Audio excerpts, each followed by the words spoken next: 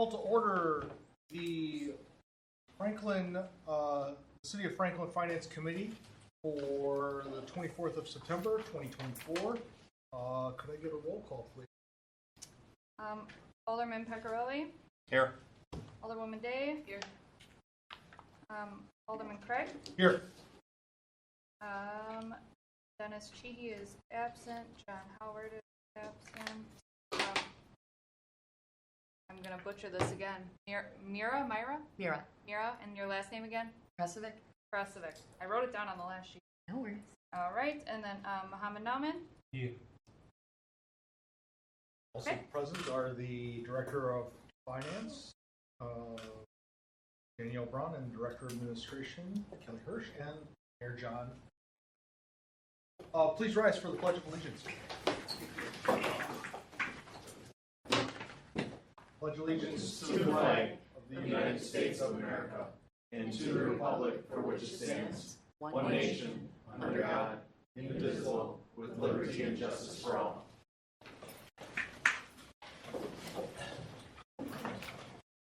Open things up for citizen comment. Any citizens wishing to address the Finance Committee? Seeing none, I will close citizen comment at 5:02 p.m. Approval for the minutes of the August 27th, 2024 Finance Committee meeting. Do I have a motion to approve that? I'll move to approve.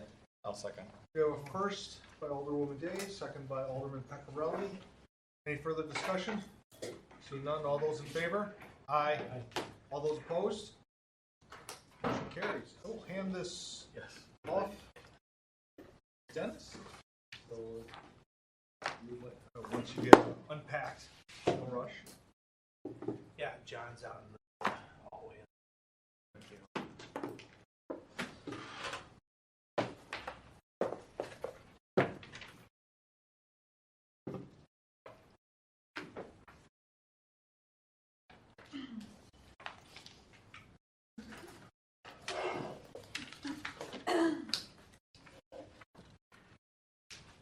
We are on item number 4. Item 4. All right. Review and acceptance of the 2023 annual comprehensive financial.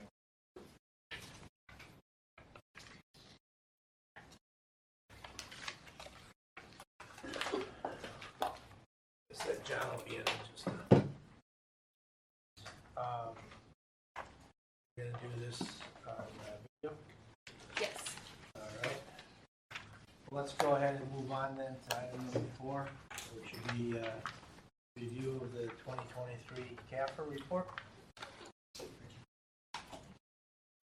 Okay, so I'll just start off. I put this in your packet, and then I also said I'd provide you guys a binded copy. We have Jake Linnell from CLA here on virtual to discuss the financial results from 2023. So if you want to kick it off, Jake. Sure. Thanks, everybody. Thanks for allowing me to join you remotely here today. I actually have another board meeting to attend to here later tonight, so this allows me to cross both off at the same time, so appreciate that kind of flexibility. I'm going to go ahead and share my screen here. I put together just a high-level summary of the audit results that I thought I would use to kind of guide our discussion. But if there are, this is pretty high level, and it's focused on the audit results, but if there are some detailed questions, we can certainly go through those as just go ahead and pipe in, and we'll talk through that as they come up. So are you able to see the slides? Yes. Yes. Great. All right. And font-wise, is it okay, or do I need to, like, enlarge it? Can you just do the slide presentation? Or there we go. Actually, I got it. It's fine.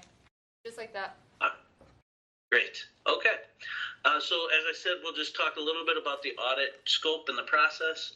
We'll talk through the audit results, and then want to leave some time too for open discussion and planning as you see fit. As it relates to the scope, really what we're talking about and our role as the independent audit firm, what CLA is really hired to do is perform test work to be able to opine on the city's financial statements, as well as issue reports on internal controls over those financial statements, and as necessary, evaluate federal and state compliance as well. So we'll talk through those. We also issue a governance letter as a result of the audit. And we'll talk through some of the results with that as well. I did want to spend just a moment talking through what that audit process really means, just to kind of help you understand the differences and responsibilities. Really what we're doing as the independent auditor is reviewing the financial information that's been pulled together for the year ended December 31st, 2023, and really evaluating the processes and procedures that went into pulling all that information together, and testing that financial information to see that it's appropriately supported, that the supporting documentation maintained by the city is consistent with that information, and that the processes and procedures are appropriate for bringing that information together, and really be able to reflect the total activities of the city for the year. So we're doing that work, we're performing tests, we're evaluating controls, and designing our audit procedures around the processes in place at the city, so that we can, at the end of the day, issue those audit opinions and reports that are required under the various regulations. So I'll spend just a moment on each of those reports. Wanted to start with the audit opinion. The audit opinion is included alongside the financial statements. That's really the only document that's ours as your auditors. But what that opinion is doing is really it's representing that those financial statements have been tested and are appropriately stating the year's activities without any material misstatement. So the couple of keywords there are material misstatement, meaning we're not testing every single transaction that's impacting the city, but we are designing our tests around the key areas, the more significant areas to the city, to see that those financial statements are appropriately stated. Are you guys getting any feedback as I present? That's fine. Okay. I'm getting a little feedback on this side, but I can power through. I just wanted to make sure it wasn't affecting you guys. So the audit opinion that we issued as a result of the audit is a unmodified, or it's commonly referred to as a clean opinion.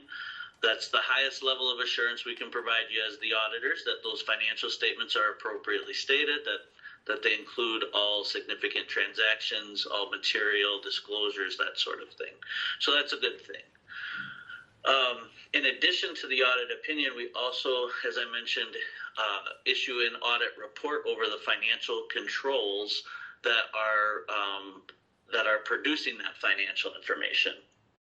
And as we find any types of areas of improvement or recommendations, we include those within the letter.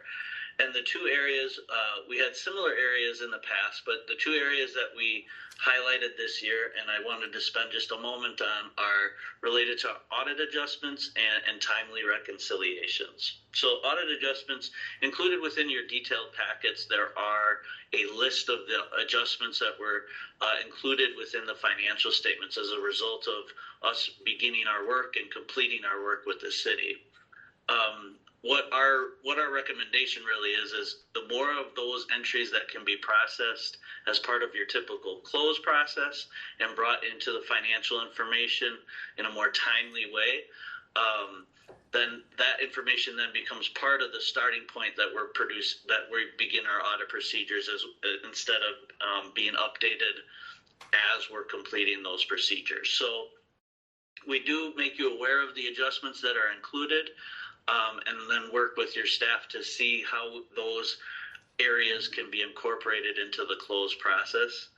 And really in lock and step with that recommendation is a recommendation related to timely reconciliations. When those reconciliations are brought into that close process and are included in that typical year-end process, that will help trim down some of those audit adjustments as well. So we did make make you aware of both of those items. As I mentioned, we did have some similar recommendations. I think with this year in particular, as we approached the July 31st deadline, that's a deadline that's set by the state. And if you miss that deadline, the state does impose some financial penalties, or is able to impose some financial penalties. You did not missed that deadline. You made that deadline, but it was pretty tight, pretty close. We actually reached out to the committee in July to just highlight the fact that that's a pretty significant deadline that we want to stay focused on, and that's really got to be the priority. And we were able to rally and ultimately issue, but in an ideal situation, you're not approaching those deadlines, and kind of take some of the stress off of your staff, take some of the stress off of our staff as well. So those two recommendations were included in that report on internal control over financial reporting. And then the last piece that we will be opining on is related to the federal and state compliance. As I mentioned, that's kind of intermittent as to when it's required. With the level of spending with ARPA funds in 2023, that will be required to be completed. That testing is in progress. We expect to complete that in October here. Actually, we're close to completing before this meeting, but we do have some areas that we need to continue our testing procedures. But really what that testing is focused on is with your federal and state grants, the federal agencies require a certain level of testing depending on how many dollars are spent within the various programs. And so it really only applies to Franklin in certain situations, but with the level of funding provided by ARPA in 2023, that will be required. So we will be bringing that to close and work with your team to complete that. Typically, that is done by September 30th, but there isn't like a financial penalty similar to the state side on that. The impact of prolonging that, really there isn't an impact as it relates to the city in relation to the programs that we're selecting or the test work that we'd be doing. We just want to make sure we give adequate time to those programs, given the newness of them and given that it has been a while since the city has been required to have a full federal single audit. And then finally, with the governance communications, this is another letter that is issued as part of the full packet, where we just highlight some of the required disclosures within the financial statements or anything new that's impacting the audit process or the financial reporting process, that type of thing. We did have a new accounting standard that we were required to evaluate this year in relation to subscription agreements. So think of like any type of software type arrangements where you have a long period of time where you're signed up with a company. Those are the types of arrangements that we needed to review and evaluate to ensure that those were properly disclosed, and we were able to ensure that your disclosures were appropriate based on those transactions. So that was just something new that the audit standards or accounting standards required for this year. As it relates to estimates, the estimates that we have included here within the governance letter are your most significant estimates. These are very consistent with what we would typically see for municipalities in terms of pension and OPEB, and understanding the impacts of those long-term type obligations that the city is providing to future retirees. Those estimates involve actuarial valuations that you're required to get every couple of years. We review the inputs and the assumptions that go into that to see that they're consistent with what we'd expect to see for municipality, just given the industry and that type of thing. And we had no issues with any of that. So really the only unique things included in this governance letter we've already somewhat covered with our recommendations for internal controls.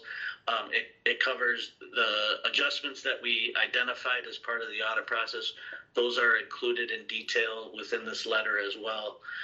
In addition, any types of uncorrected adjustments. So as we perform our work, if we identify an area of reconciliation that doesn't quite line up with what was reported within the financial information, small variances can be passed on so that it doesn't hold you up in terms of your audit process or your issuance process. So we do provide those details just so that you're aware of what information was passed on, but those are not areas where we see any kind of significant risk or anything to the city. It's really just a required disclosure. And no disagreements or difficulties encountered. You know, the timeline is really the area where we wanted to make sure that we highlighted that, just from a standpoint of, you know, continuing to plan and continuing to move any types of the closed processes that you can forward, just to make that a little bit less compressed towards the end of the regulatory deadlines. So a little bit of repeat information in there, and that's by design. Not every institution gets an internal control letter, so that extra kind of bonus information, if you will, can sometimes overlap with what's required for the governance communications as well. And then finally, really just kind of looking forward into 2024's audit, there will be a new standard related to compensated absences. Think of accrued vacation and sick type policies. Disclosures around that are a little bit different, a little bit expanded, I would say, in the financial statements. And as you plan for 2024, we'll be here to help kind of implement that policy and make sure that it doesn't slow down your close process here. Not expecting a lot of big changes in terms of the financial information you're disclosing. It's really more on the disclosures and providing some context around those benefits that are provided to employees. And so that really that takes us through the audit results. You know, I really kind of wanted to keep it focused on sort of that audit process and the overall impact on the audit. But, you know, I know there's a lot of detailed documents, including the financial information that's included as part of that. Happy to answer questions you have, or really just anything in terms of planning for the future or related to the 2023 audit that we've completed.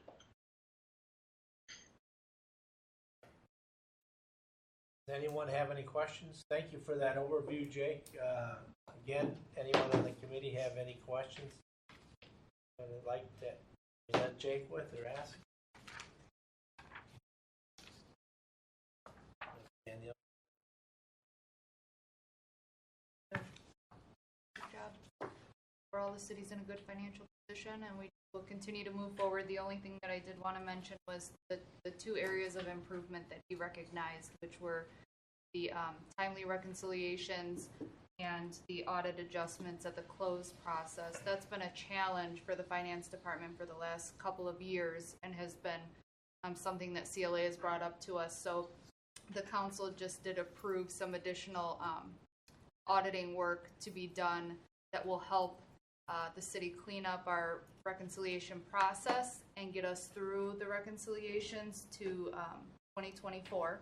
I know that has been a challenge for the finance team, and then also the audit adjustments in the closed process. They're also going to help us work with some of those internal controls and get some of those processes, get a better handle on those for the 2024 audit process. So that was what was just approved at the last council. Normally in the past, we've been copies of audit letters. Mm-hmm. Did I not put it in the book? With the independent auditors report, but yes, I'll make sure to get the other two letters in there. Yep. All right, anything else? Anybody else? Questions, comments? Well, again, we want to thank you for spending some time with us tonight. There's no other comments. We will move on. All right, thank you. Appreciate it. Again, thanks for letting me join remotely. Enjoy your night. Thank you. You too, Jake.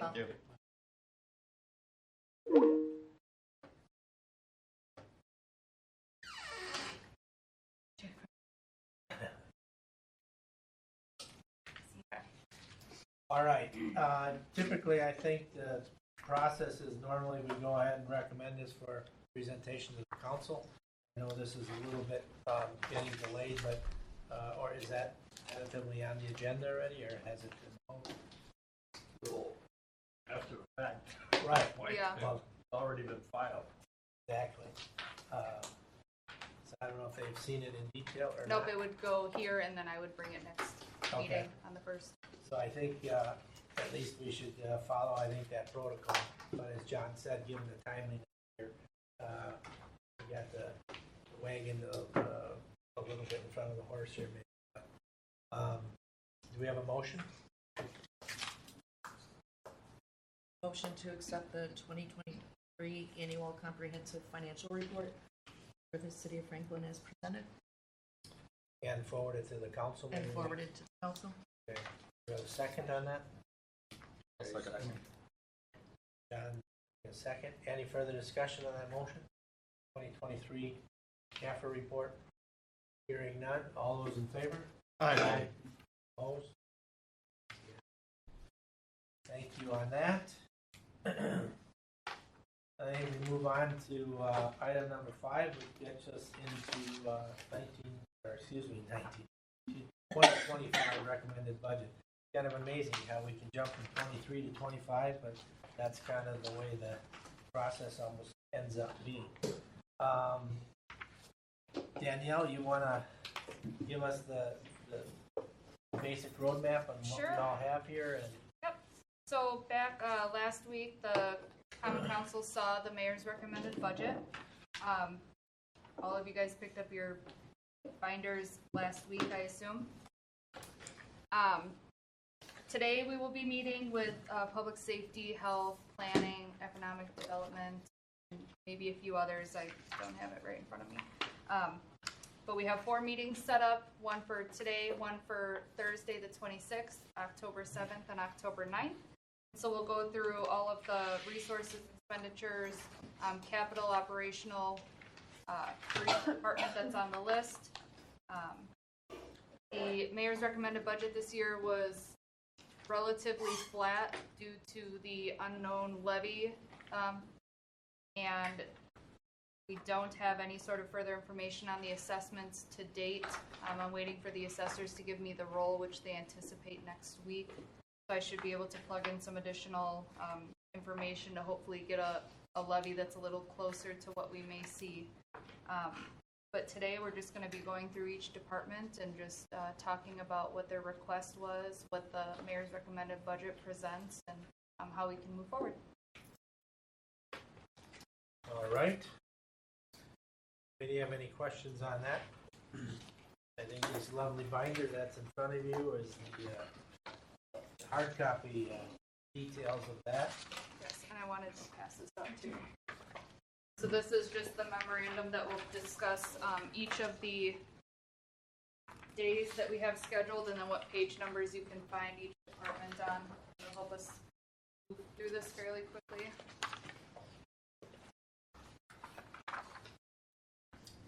I prefer that if there's any motions to be made regarding any changes to the mayor's recommended budget, save them for the final day, which is October 9th. We'll go through them as a finance committee together. Obviously ask questions, we can get answers, but overall, we'll have to do some talking and determining revenues and expenses before we can make any final decisions. Daniel, if we're thinking of anything ahead of time, do you want us to float that in these meetings, send you some sort of communication, so that you can kind of have a running idea in your head before we get to that last meeting? I'll be taking notes, so obviously I'll just So if we have a in mind. thought, just Yep. throw it out there, but not Yep. make any official motion. Got it. All right. And I think it says here, it looks like John would like to make some introductory remarks, or Yeah. if he's still inclined to do so, or Kelly, if you want to, or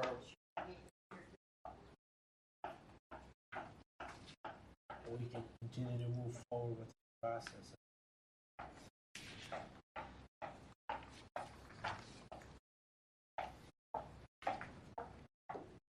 Not sure where he went off.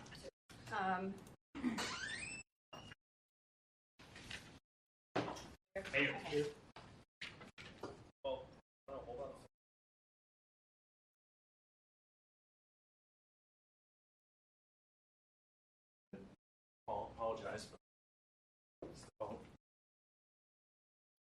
One of the agenda items here, at least at the top, is if you wanted to make some introductory comments on the budget as a whole, or Sure. specifics, or head counts, I guess, whatever areas you want to highlight. Okay, well, first of all, I apologize. I had to take a call, so I had to step out. So, second thing is going over this budget and what we started talking about at the last council meeting and presented was a very tight budget. The challenges that we face every year aren't changing. They're getting worse. So there's a big doom and gloom factor to what I'm about to talk about. So you've got the ever-growing and demand for benefits. It is a huge priority to keep the staff and retain quality staff, including obviously everybody in this room that's a non-elected or non-volunteer. And to do that is a very, very challenging and tricky situation. But it's not just recruitment, it's retention. So what do we do and how do we get that done? And that's one of the biggest challenges, and then we're finding unfortunate little landmines regarding projects that are ongoing that are way, way over budget, unplanned for, improperly budgeted, and how do we fix it? And then all of you come forth with your requests, which is, we've all been there, we understand the request, the need, because how do you then balance the quality of life in Franklin, the quality of services received, and balancing that with an affordable and reasonable tax? And that's where we're at. And I'll go into a little more as we hit some of this. I'm not going to dive into the weeds on the small part, but we will get to that. But that's what I and the council are trying to work on and come to some sort of balancing act to bring forth. And because I don't want to cut services, I don't want to reduce staff, and I want to make sure that our staff gets their raises and you get the equipment you need to do your jobs. And that's the unfortunate theme of such, but that's where we're at.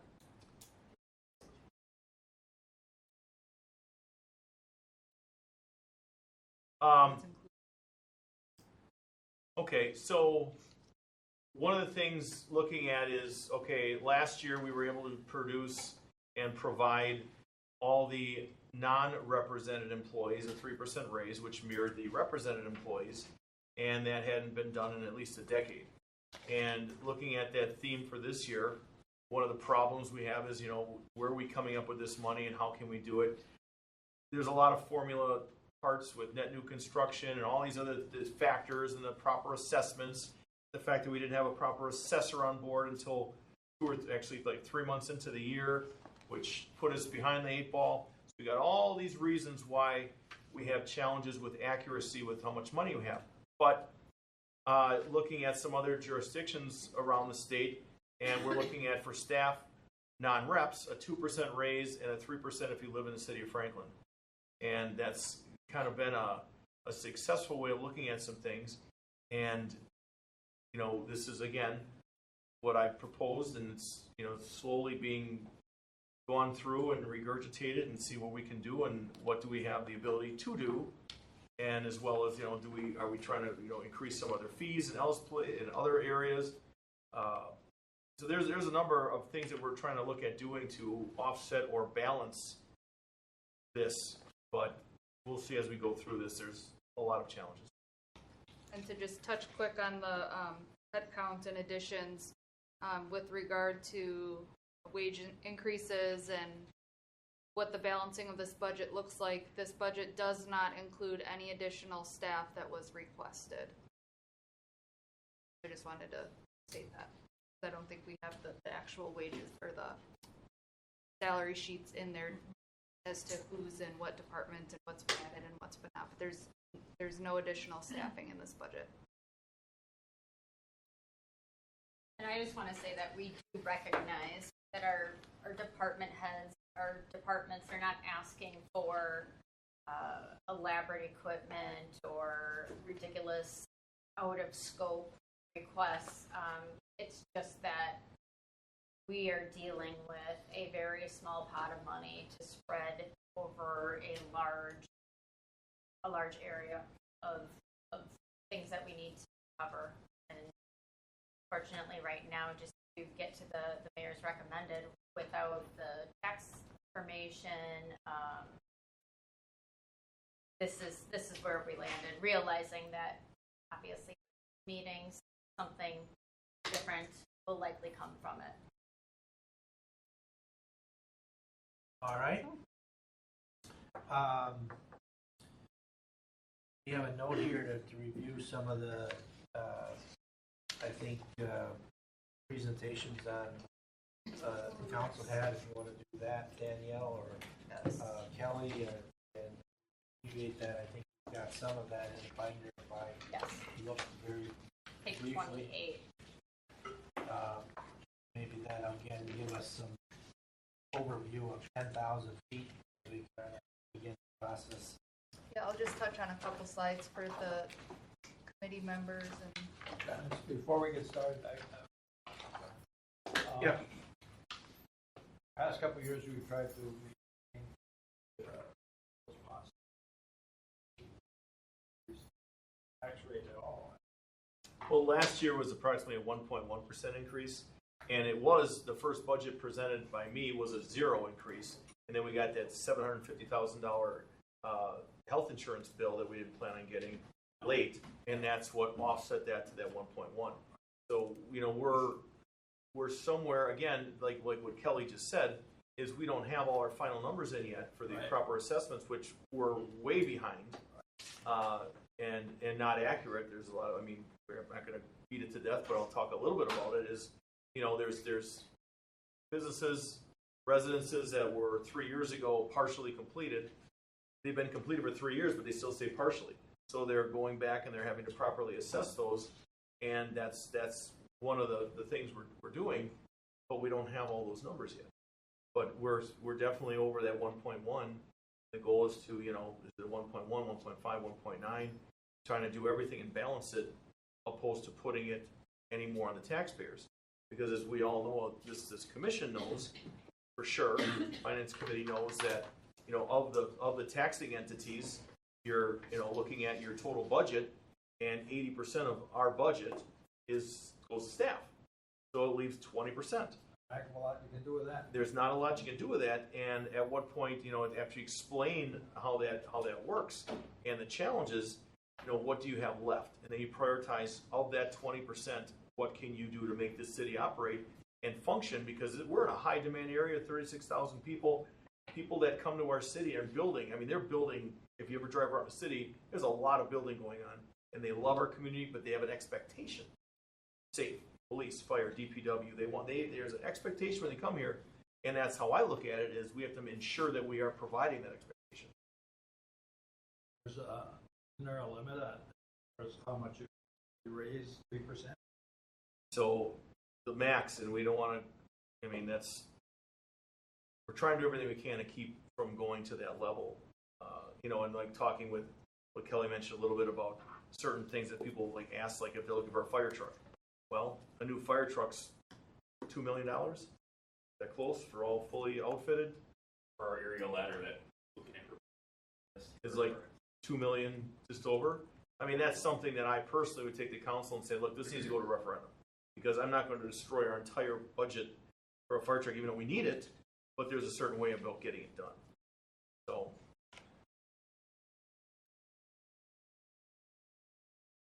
Is it an issue with foregoing our tax ability to increase our tax rate, though? Because in some respects, we're rather. Mm-hmm. Well, that's the thing too. So when we had last year, We got the money from the state. We were putting an extra, what, 200,000 over a certain limit that went into the street improvement fund. About Roughly. 290. And then, but another important thing for the people to realize in this room is what are we at, what, 2.3 or 4 million in tipping fees from the solid 2.5. waste? So we're getting an extra 2.5 million from the dump to help, offset a lot of these costs that we never had before. And there's gonna be an end date. So we all have to be aware of when that end date is, because right now, literally, we're getting 2.5 million, somebody drops off in a box and walks away with no commitment. So we have this incredible opportunity that a lot of communities don't get. So we've got this that try to help us, but we're falling further behind. And at what point, we have to pay the piper. I mean, this has been my entire time as an alderman for 6 years and now mayor for a year and a half. It's the same theme every year, Right. but these tipping fees have gone up exponentially every year. It's impressive, but how do we, we're using them to balance budgets that we were never designed to do.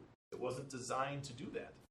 So we are trying to do what we can, but we have to maintain our employees. It's about retention, recruitment and retention, and that quality of service, quality of life that they expect in the city. And to your point, there's a lot of deferred maintenance over the years. Well, yeah. There's areas that should have been allowed to hire additional staff that haven't. And there's equipment that we can't replace. There's obviously building. It's been a significant struggle, especially as year over year we're attempting to keep budget flat. Coming into it with that deferred maintenance as it is, it's been very challenging. Well, we're fighting inflation at least last year was higher. Much. And we only had a 1% increase in rate. We see that it's harder and harder and harder. Been a conversation we've obviously had is how high do we want to increase taxes in order to maintain the services that we have and be able to provide some tangible, something tangible for residents to see that they're getting with their tax increase. The unfortunate extra piece that we're battling here is that every school district has a referendum.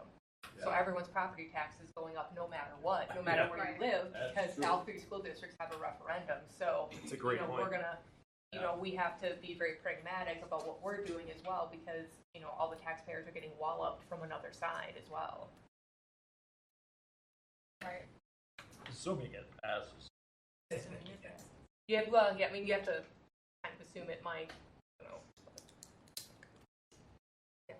Yeah, and then, of the dollar, for every dollar, we're getting about 25 cents to make the city operable.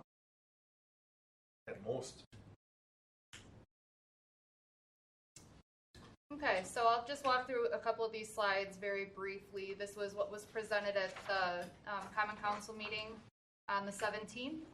Obviously, just talking right now, some of the challenges that we've had with putting this budget together is the circus balancing act of being able to provide service, recruit and retain employees, and then also be fair and equitable to our residents.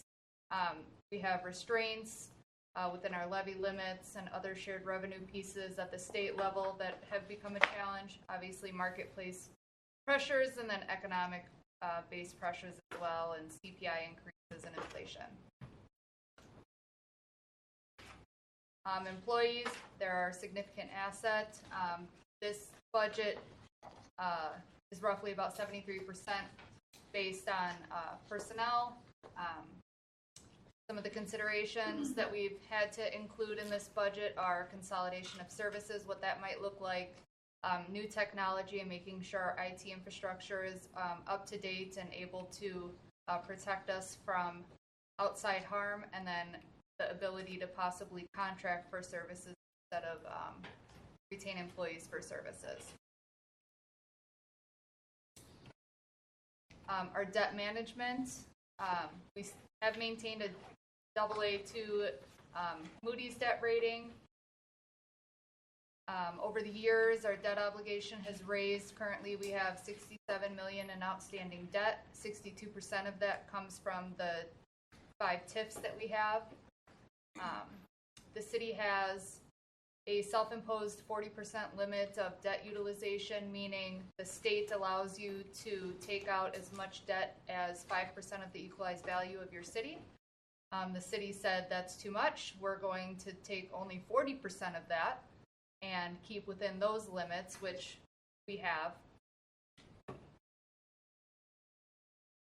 This budget presents a maintained balanced budget with no staff reduction. However, there's no staff addition as well. The final net new construction rate, which is what is allowable as an increase on our levy, was 1.58%, which accounted for about $150,000 in an increase. So if you don't have any additional revenue, that means we can only add $150,000 to our budget for the general fund. Some of the details, we received a 2.3% increase in the shared revenue. That was the supplemental aid that we got in 2023, that we have to maintain those strict public safety regulations in order to continue to receive that. That increase was about $30,000. Our revenues increased, which was a large portion of personnel due to the other remaining operational budget being flat, was roughly $800,000. And then expenditures rose roughly the same as well. The total personnel cost for this budget was about $900,000, and that included adjustment, wage increases, benefits, and then also adding the ability to have a 3% increase for Franklin residents. The levy adjustment, those are just 2 charts there. You can see the levy has just slowly increased over the last 10 years, and then our equalized tax rate has decreased over the last 10 years. We don't know what the assessed tax rate is going to be yet, as we're still waiting for the assessors to finalize their tax roll. Board of Review is coming up November 20th, which it happens to be after the final budget adoption. So working on this budget, it was very hard to determine what the levy could be. I did a lot of calculation and a lot of communication with other municipalities to help me come up with a fairly balanced tax levy for this budget. However, that can change once the assessors are done with their work. Critical projects. We have $3.75 million in ARPA funding that we received. Those funds have to be obligated contracts out by December 31st of 2024.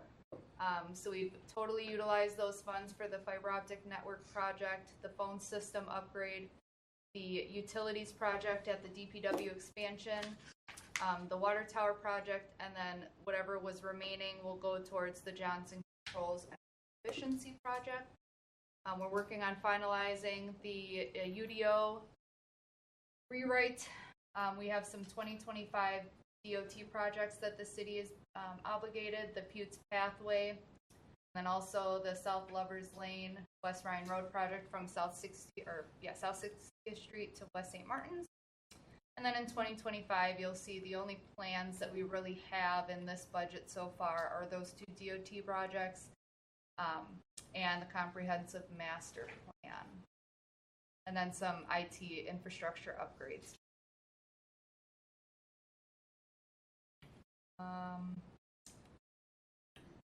Funds, our self-insurance fund, we're still working on that. There's no substantial design change. The only increase is the deductible, which is an IRS requirement. We're keeping nice healthcare. That's been a great advantage for the city. And right now we're looking at a 2% increase in health costs for employees. We increased our debt service levy. That's what helped us balance this budget. It's been $1.1 million for the last about 5 years. We increased it to $1.24 million, and that will help us pay some of the debt from the 2023 borrowings that we did for the water tower project, the DPW expansion project, and then the TID project, Karma Labs. We do expect some debt shortfalls, so we do have the developers agreements with TID 5 and TID 6 that we will be getting.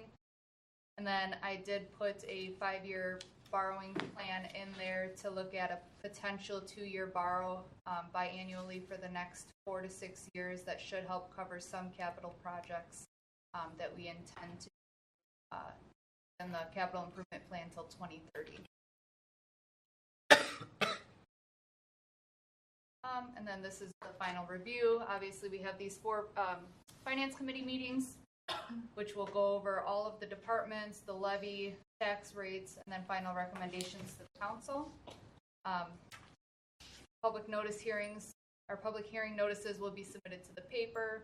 We'll have a potential committee of the whole meeting in October that will finalize some of the budget discussions. One final budget discussion November 6th, and then go to the Common Council for budget adoption on November 12th. And if you guys don't have any questions, we can just move forward with the departments on the list. Any council or committee members have any questions? I have one. It was the first time I was kind of learning about and reading about it. Under the threat, this is on page 9 of the binder. Under the threats, the state revenue constraints, talking about Wisconsin's 2023 Act 12 about the personal property tax elimination. It looks like that's like sizable. So are we concerned about, because it talks about a state like compensatory fund or whatnot, but how much do we know? Do we know yet what that is? Is it kind of a 1-to-1 match? Is it like 50%? Do we have any idea? It's a sizable amount that we were able to collect to money. collect on, yes. So unfortunately, we have a large delinquent personal property tax liability out there. We will still continue to collect that. However, moving forward, the assessors are to assess properties, commercial, residential, everything, and include personal property in that now. And then the state has also given personal property aid that the city will be receiving.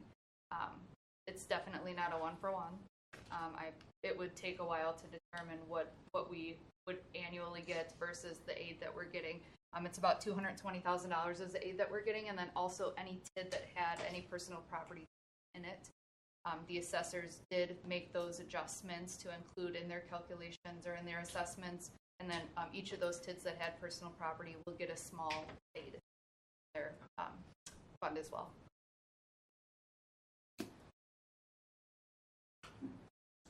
All right, thank you for that. Any other comments before we kind of jump into this at the next line level, I guess I'll just say. Hearing none, seeing none, let's do it. You have an order presented here, I think, Danielle, for us? Yep, or so the recommended? first, yes. First department on page 107 is building inspection.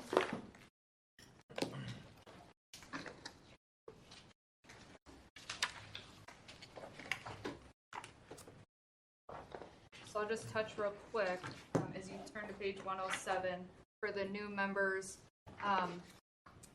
Every year when we present the mayor's recommended budget, the piece that's added in here that you won't see in the adopted budget is what I call the mayor's recommended notes. So on page 110, as departments enter in their budgets, they are able to produce budget footnotes that allow for the committee, the council, any administration that's working on the budget to see what they're requesting, why they're requesting it. So that helps as you're making recommendations. You can see line by line why they're requesting the amount that they are.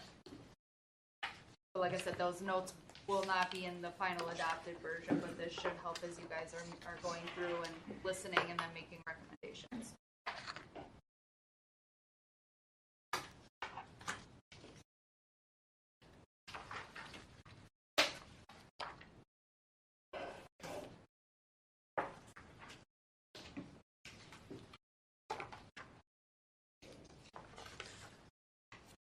Do we have anybody that wants to make overview comments or on behalf of buildings inspection or? Justin, I don't know if you want to typically have them come up here and we just kind of discuss your Yeah. overall budget. Yeah, so moving forward, when it comes to your area, one or two members come up here, sit there, and we can all address things from where you're at, but please come up to the table. Right. And again, this isn't intended to be a line-by-line repeat. I mean, give us the highlights. I mean, we know that there's not staff changes, but if there's anything specific that's being adjusted, changed, whatever, that's material, that's typically the things we want to hear about, and then, some of the members may have questions or comments all along. The floor is yours. It's my first time doing one, so. Okay. And I should introduce you, sorry, for the council or the committee members who don't know, this is Justin Legaki. He's the building inspecting or director. Of inspection There you go. service. You do it. I don't think I added anything too terrible. A little bit in uniforms, added for a vehicle. We're short a vehicle with the number of inspectors we have in our department.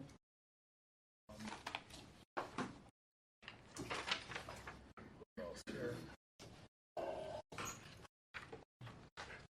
Something to the education. I tried printing out my notes. I apologize. I couldn't. I don't know what my notes were. It was a couple months that's that okay, I put yeah. this in here.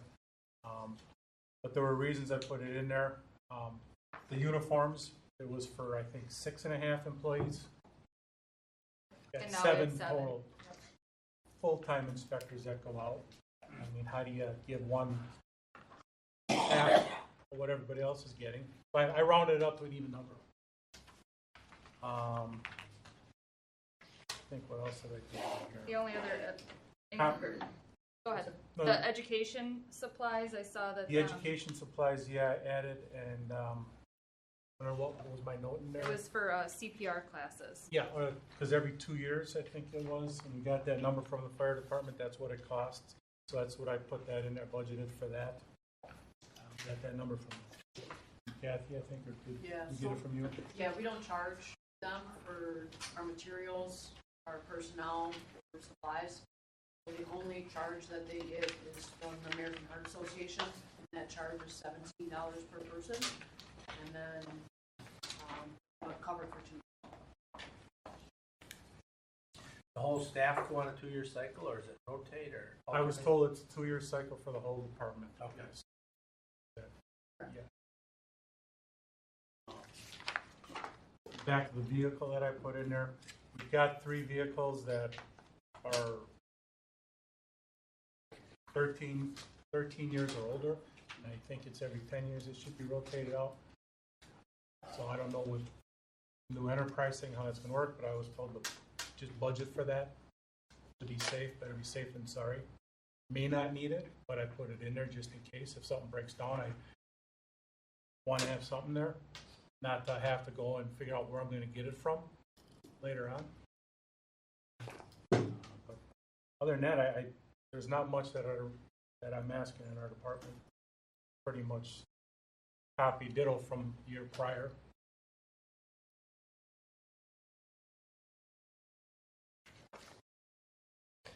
Any comments or questions on information permitted? Do we have the total, that's on page 109. I would like to make a comment. So for building inspection services, one of the things that we were looking to do, and I commend Justin and his team on this, is look for ways to increase revenue, and one of those I don't know if you want me to talk about yeah, that. I mean, I think that's a good I'm point to bring going to be forward. presenting to council next Tuesday to approve us to use an outside source for all plan reviews. It's additional revenue, 10, 20, 30%, whatever we agree upon, back to the city. All plans need to be reviewed. Any 1,000 square feet or larger, all plans for commercial need to be reviewed. The state does it. We don't get nothing from the state. With this E-plan that I'm hoping to get approved, they give you a kickback of 10% of all plans reviewed. So it's something, not much, but it's something that, and I don't know where that's going to be towards my working budget or to the general budget. We haven't really discussed that with Danielle. So I'm looking to bring in additional revenue for inspection services that hasn't been seen. And that service would be provided by an independent? Yes. Yes. firm versus the state now? The city of Franklin is gonna be fully delegated to do plan review of all commercial buildings. We'll be delegated. We're gonna use an outside company to do the plan review. We can still do them then, staff permitted. I've got a looming retirement coming up. Not his, What's that? not yours. Not mine. The whole reason I'm going to the E-plan is we lose him, I lose delegated authority because we're using his architect's license. So this will bring in revenue for inspections department. And it'll also be a big lift to the department, and also, I think overall it'll be a better navigator than having developers go through the state and map system. This will be It's quicker, going to speed cleaner. things up, 6 to 8 weeks to guaranteed 15 business days for return on the plan review. So overall, it's a Overall, great, it's- great plan and source I of believe it is. revenue. There's 30-some municipalities in the state using them right now. I was just gonna ask you. Yeah. How is that working out? Very well. It sounds like it would be a way for you to kind of even out the high and low waves of the service demands. Well, Yes. they have the personnel available that they shifted around versus trying to cover all We things for all. got people bringing plans in all the time to us and need to get reviewed. Well, it's 6 weeks out. Now that pushes the project back.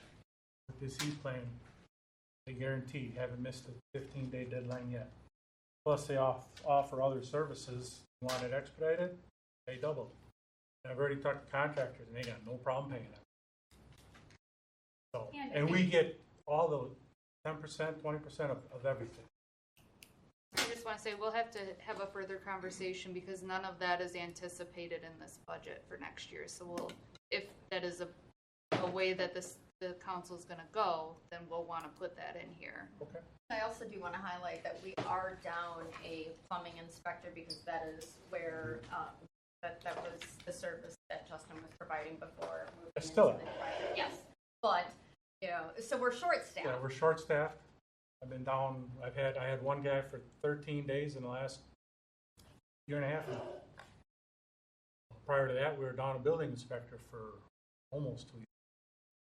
And I got another looming retirement, said either before or after summer, he doesn't know. Well, we're getting close to after summer here.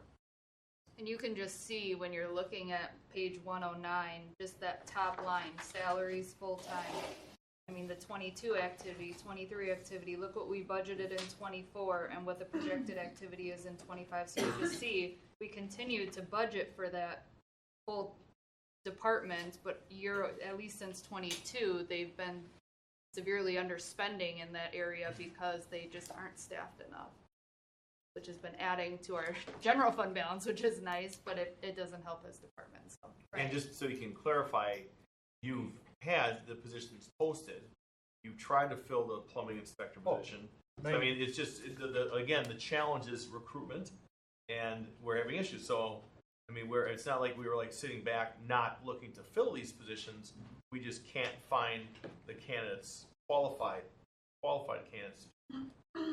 Right. Well, We found some qualified, but they're asking for a lot more than a lot more than I can offer them, and we can offer them. we're falling I'm losing them behind to other in municipalities. our ability to And I be think we made comparable to we made 3 offers this year, and it all came down to money. So I can go Brookfield, I can give this amount, I can go Greenfield without giving this. My hands are tied there. One question on the E-plan or Yes. term they use. Where is that provided out of? Is that still Wisconsin-based, or is it something? It's Wisconsin-based, yeah, right. They're located in Brookfield. Okay, so it's not necessarily an out-of-state service, but it's trying to manage all the different state regulations. No. We've had a couple demos and had them come out here and meet with Kelly us. and Danielle sat in. It's going to council on Tuesday. Yeah, as a matter of fact, they actually reviewed our ordinances before we met to let us know what their recommended changes would be to fit their plan. that to be able to offer all plumbing plan reviews, which right now, City of Franklin does not offer that. I don't know if they ever have offered or been delegated to do plumbing plan reviews. Be able to do everything. All right. Any other questions, comments? Yes, go ahead. How will the enterprise vehicle program affect the request that is on here for another vehicle? That's something where that line item then is kind of folded into the overall enterprise contract, or is it something that this will be a standalone? So we put the enterprise fleet contract into the capital outlay fund. You'll see that the police squads and some of the DPW vehicles are already in there that have already been committed. I don't believe anything for inspections has been committed by enterprise fleet yet. That's more, they do what we ask of them. So if we tell them we have money in the budget for an inspection vehicle, they'll go out and find us an inspection vehicle. But that I don't know if you've had a conversation with them, but I know that they haven't had a conversation with me about including that in the 25 budget. The only thing we have is DPW and the 25 budget.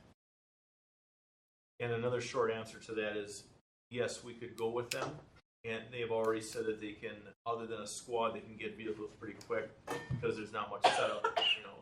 Yeah, they're on the list. I guess I should say Enterprise Fleet has 64 of our vehicles that are on a rotating schedule. We just we decided not to move forward with exchanging 64 vehicles in the year of 25. So inspection just wasn't one of the main priorities compared to the squads and the DPW trucks. Would that be something that, as we get deeper with our relationship, that other departments get folded into that then? Absolutely. Their vehicles are already technically in there. It's just when we tell As far them. as the swap out.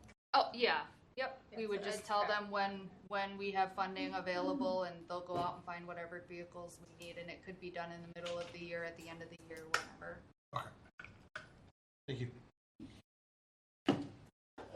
And that request wasn't for, I mean, yes, it's for next year, but if I don't need it, I talked with Danielle, it's in the 5-year plan, so I can always push it to next year for 26.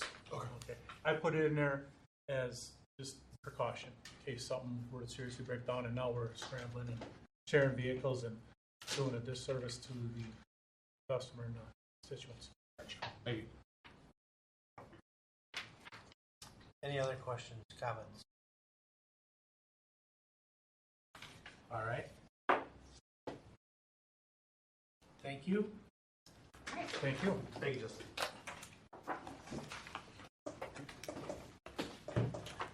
Next, I think you have health workers. I'm looking at this right. Page 145.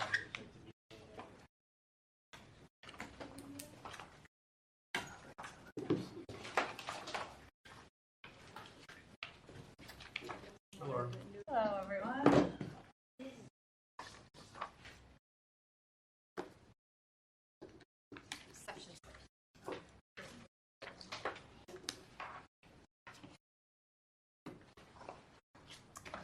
As everyone's flipping through it, I will give a brief overview of our requests. Just got the nod from the chiefs that since I'm first up, I'm talking about the public safety social worker position, but we'll get to that in a second. But the two main requests that we had in our health department budget were $100 for mileage and $100 for medical supplies, mainly because of the uptick in community outreach and education for the mileage. And then for the medical supplies, that's our highest budgeted item. You'll notice in the lines besides personnel. However, all of that comes back into the general fund through us billing insurances for our police clinic.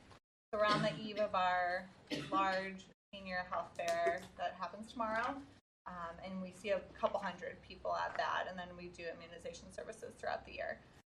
But with that comes rising costs of supplies, so trying to stay on pace with rising costs and not ask for $500 in a couple of years and then just pace it out with a $100 request. So those are our two requests for budget, nothing for capital improvements. And then our main ask was of the public safety social worker, also sometimes references the case manager position.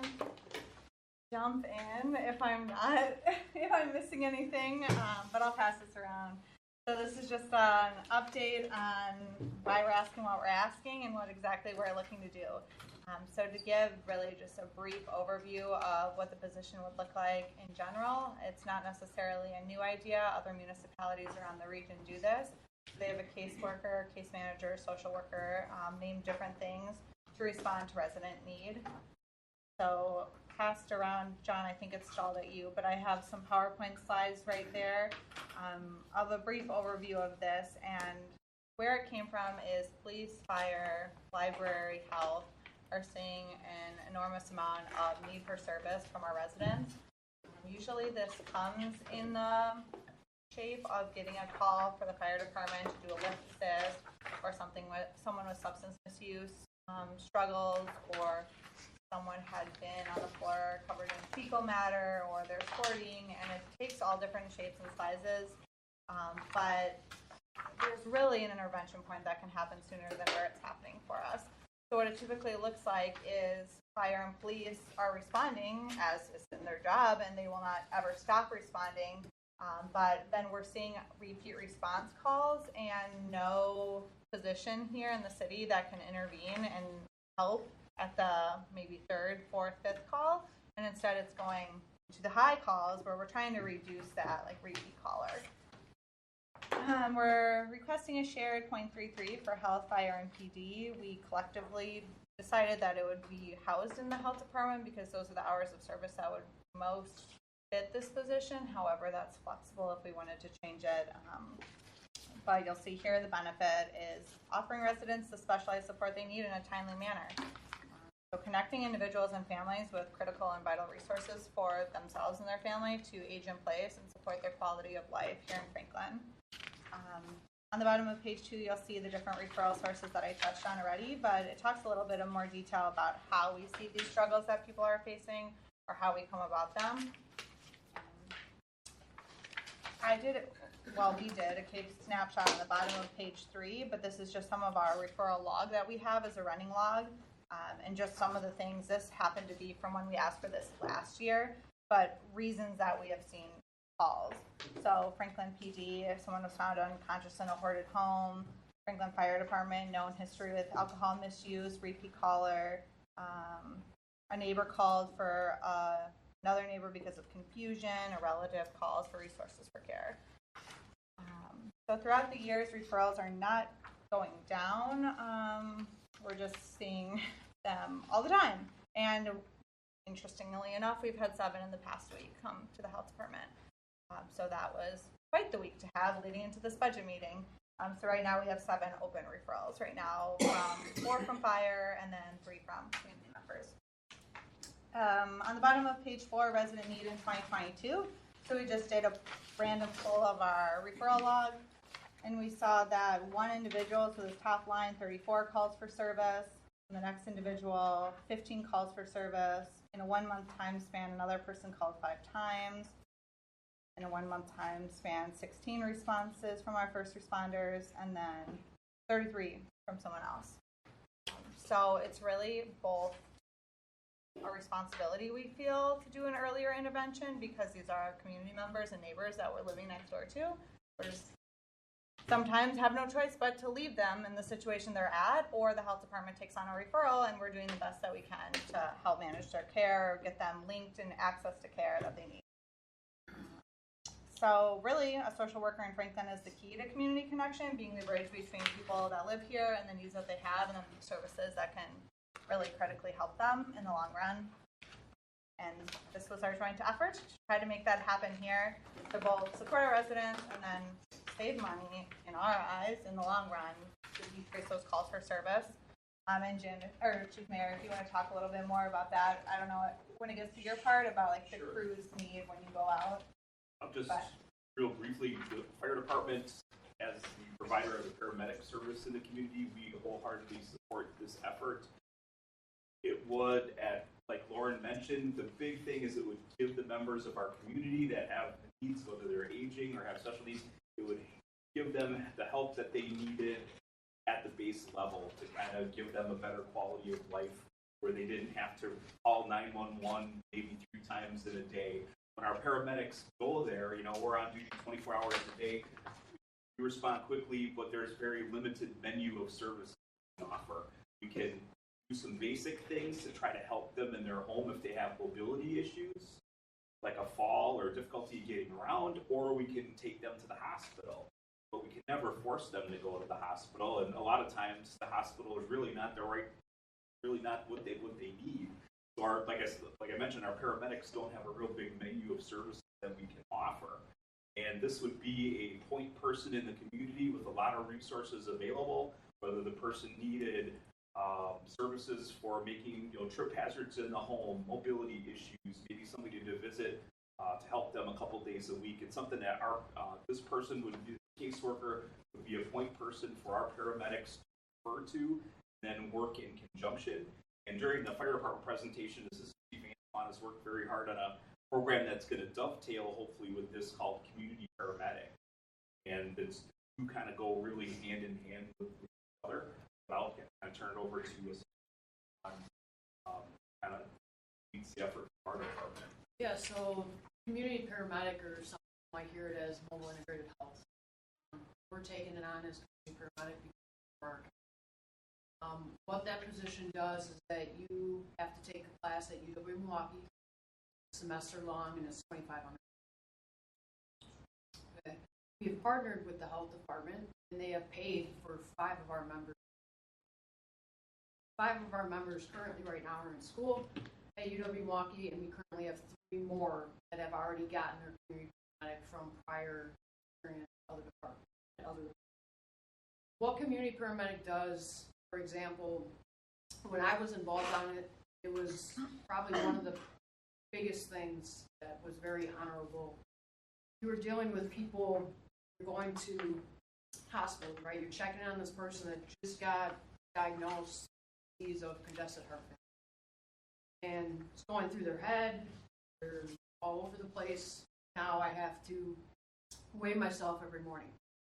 Do I have a scale at home? I have to change my diet, watch my sodium intake. I don't know if I know how to read a label, right? There's 200 milligrams of sodium in a can of soup. Well, your can of soup is 3 servings. That's 600 milligrams, right? So we go over that with them. There's new medications that we have to go through all their meds. I might call in a pharmacy and have a pharmacist come in, that they come in free and help this patient sort out their medication. When you're at the hospital and you get diagnosed with this, and then you go home, you're left with a stack of papers from your doctor and an envelope, and go visit your primary doctor. By the time they get home and see their primary doctor, who's the one that's in between? Us, right? Who's going to be there to help them? I'm going to call 911. Okay, so we get there, their legs are all swollen. Where were you? I was just diagnosed with heart failure. I'm coming from the hospital. Okay, well, where are we going to take them? Right back to the hospital, right? Because that's the only means that we have currently right now. But this intervention point would be okay. We know that you have congestive heart failure. Our community paramedics have learned about this. Now we can make you an appointment, right? Now we can go into your home, we can start reading labels with you. We can start going into the cupboards with you. We can do a home assessment, or maybe you need a higher toilet seat, but you don't have the means of getting that higher toilet seat. Maybe you need a ramp for your house. You don't have the means of building a ramp for yourself. Your mobility's down, you have a wheelchair. Well, maybe we can partner with the local churches, where now this representative of our community can pay for the wood to be built. They don't have to pay for the labor, right? Because we have a carpenter that's within the churches that will donate their time, or a business that will donate their time and be a volunteer to the community. These are all resources that our case manager will have on hand at their fingertips, readily available with the call. Right now, we don't have any of them. The only thing we can do is send them to the hospital, call the health department, and hope some gap in. Critical. Go ahead. Sorry, may I ask if the case manager or whomever is the contact would be including things like there's home health, which includes CNAs, there's like international caregivers or home instead, which aren't necessarily certified, but they can help with daily tasks? Are they going to include all options, or? They would operate as a licensed social worker, so similar to the model of a social worker out at a facility. They come with that licensed background and then the resources that typically would come with that professional. So they'll have a whole host of recommendations depending on the individual situation, which will be diverse. How would a company like International Caregivers, Home Instead, or some of the CNA organizations, how would they contact the social worker to let them know that they have a bill? I would imagine that's something that comes to the territory of being a social worker, because we ourselves are not licensed social worker in the health department, and we know a lot of the different. So I get what you're saying. I think I'm understanding. How do you get the whole depth of what's available and how it comes through collaboration? Yeah, one add-on to that, so these programs, like I mentioned, they're aimed to help members of our community. The silver tsunami, everybody's getting older, aging population. Hospital systems recognize this. This is kind of the budget portion of the presentation, is the hospital systems are on board and they're now funding community paramedic, case manager programs in the community, because if we help take care of it at the local level, patients are not flooding their emergency department at the hospital. So that we may end up, an example would be a hospital system would contract with City of Franklin. One of our community paramedics go and visit patients who had recent surgery or were recently diagnosed with congestive heart failure. If I may interject, I'm speaking from personal experience, having helped both of my parents. I can assure you that social workers do not necessarily provide all available options. I had to research that on my own. I totally understand. So I'm thinking there could be an opportunity here. Well, and it's definitely better than what we are doing now, not having one. So like Shannon had mentioned, while yes, this prevention takes more time and tact up front, then you're going either way. So you're either going on the first time to educate, or you're going on the 5th time as a response call. Yeah, and there's a whole avenue. Like currently, West Dallas Fire Department they've been running community paramedic for several years. They have a partnership with the VA hospital. Any patient those social workers get within the VA that lives within West Dallas territory, they get referred to. Insurance companies are also working with like Milwaukee Fire Department, West Dallas, where hey, this patient of ours in our insurance being seen. Why are they going to the hospital 3, 4, 5, 6 times for the thing? Let's get a community paramedic person out there with that social worker and see what their needs are. Right? We have to do an assessment. It's like you do a home assessment, you do a med assessment, and it's hard for families because there's nowhere to turn, right? Nowhere to turn. Right now, they're turning to 911 and we're taking them to the hospital. That's not helpful. That's not a good quality of life. Nobody wants to spend time in the hospital away from them, right? When we come in, like in my past, when we would come in, we would explain that to them. Our goal is to not have you in that hospital. Our goal when I first started this in my past employer, that we took on the heart failure clinic at a hospital. They had a readmission rate of over 60%. We did a 90-day trial. That readmission rate was 0. 1.5 to 2 years after that, that readmission rate was 7 to 8%. So you find your niche within your community. Right now, one of them's falls right out of the gate, right? We're trying to do a stepping on program, but that's a long task. We're not getting into their homes. We're not looking for trip hazards. We're not looking for handrails. We're not looking for mobility things to help with, because we can't get into. This allows them to get in their homes and get into the area where that patient is vulnerable. Right? They're rock bottom sometimes. We're going to boost them up. And I don't recall offhand, because it's been more than a decade, but there is a very local entity that has, like the walkers, the canes, the wheelchairs that they can loan. Yep. Would that be also shared? Okay. Yes, and currently right now we look for one of the health department ladies, Carol. Okay. So she has access to walkers, canes, wheelchairs, even beds, right? People can't afford a bed when their loved one comes home and they can't sleep in a normal bed. So we have avenues for that right now. But right now, Carol's a part-time, working 5 days a week. one person, we got 7 referrals last week. Another comment, I think, over here, question. I just got 3 items. When you talk about, mention about how hospitals are looking at trying to mitigate their costs and saying, and wanting to provide funding for this, and insurance companies as well, is that something like, granted, no one's going to like throw a ton of cash at something where it's not proven that it's going to reduce that cost? Is that something that we would be able to show that the return on investment for those sorts of partnerships with hospitals or insurance companies? Or is that something that, that'd be great if it happened, but don't hold your breath? Currently, right now, Milwaukee Fire Department is getting approximately a little over $3 contracted. So it's there. You got to get there. Okay. Right now, we're sending people to school, trying to get there, trying to work with Milwaukee County OEM on the grants that they have, at the opioid settlement money that they have. So their main focus with one of the chunks of opioid settlement money is to get paramedic programs up and running within Milwaukee County. They're helping us with grant funding. They're trying to get us to get this off the ground. Well, and the hard dollars are the hardest part.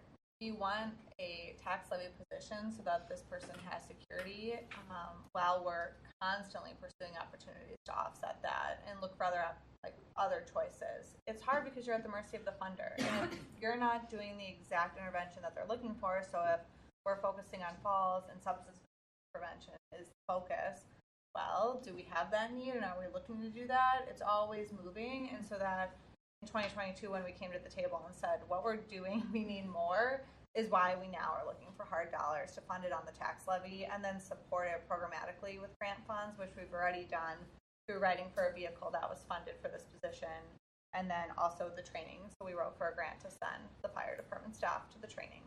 And then we also have funding to set up the workstation. So we have a lot of grants in the works for this, but then we don't have the levy. Okay. When you talk about it's a huge spectrum that you're kind of describing as far as what this would kind of entail. Is there a concern about where burnout would kind of eat up that person and having a high level of turnover? Is that something that's being kind of taken into consideration for I'd say it's being considered of the burnout eating away at the departments now. So that's what this is somewhat of the solution, is to help mitigate that. I think that constantly looking at the data and seeing where the most is would be the most telling from those referral spreadsheets that we have.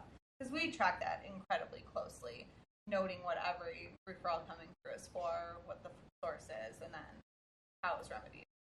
My last question then would be, what would, Justin talking about trying to find a plumbing inspector, and it's really tough trying to find someone to fill that role.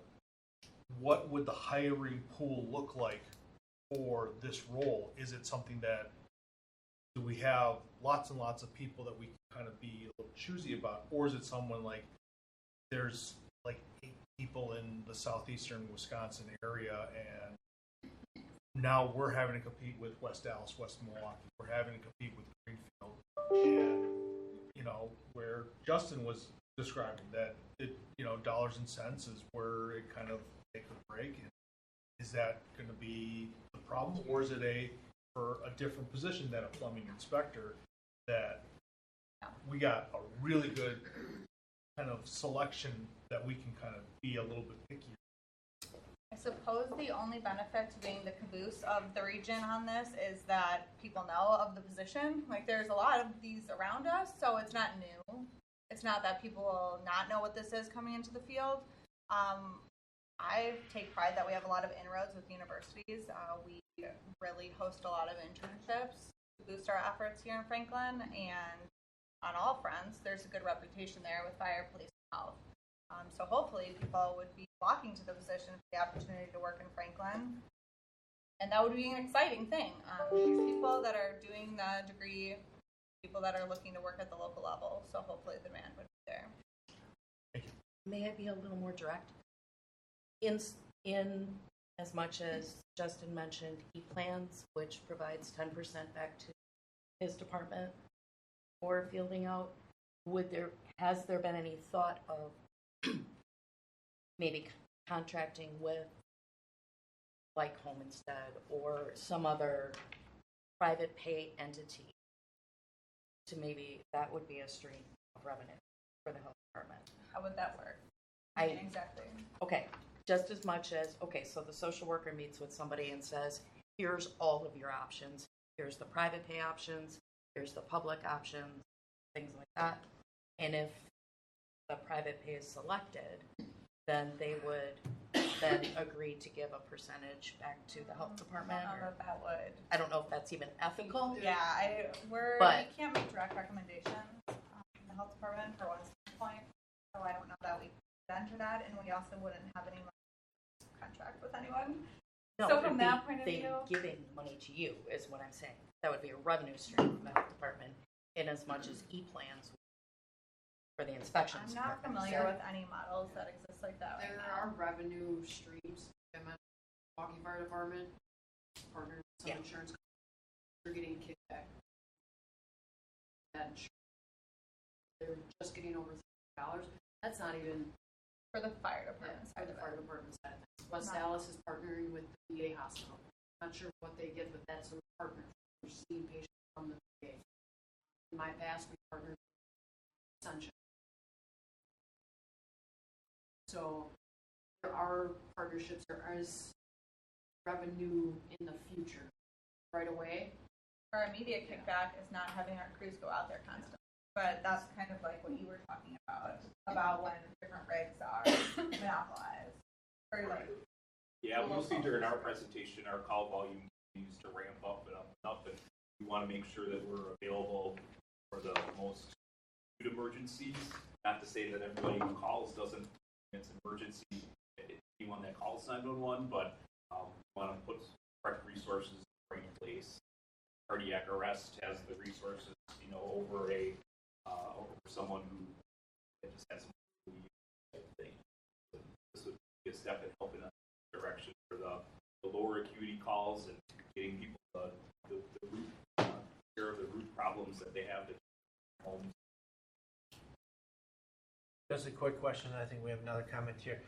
Since we talked about providers, and since we've got a hospital system in our city footprint, are they involved in this? Are they engaged somehow? Is it an opportunity that we should be reaching out to potentially? I'll let you speak to the program itself, but they are engaged in our department and know of the need because we started the community health improvement plan this last year. So with that comes a couple dozen community organizations and key leaders in Franklin, so hospital systems, providers, pediatricians, business owners, and whatnot. So we talk about these common issues that we're seeing. So they're aware of the state of issues we're seeing, but in terms of specific partnership on this, I haven't had those discussions because we're in such the infant stages. The proof concept, kind of to your point. It's going to be a growth, right? I talk about finding our niche, right? My past employer, we found our niche with Venezuelan Hospital, and we gained that partnership with heart failure. We were seeing every heart failure clinic patient, whether they were already established or they were brand new. Eventually came that kick. There was revenue coming to the city from that hospital. When I left that employer, they did say, hey, remember, we have an ascension for you. That I know.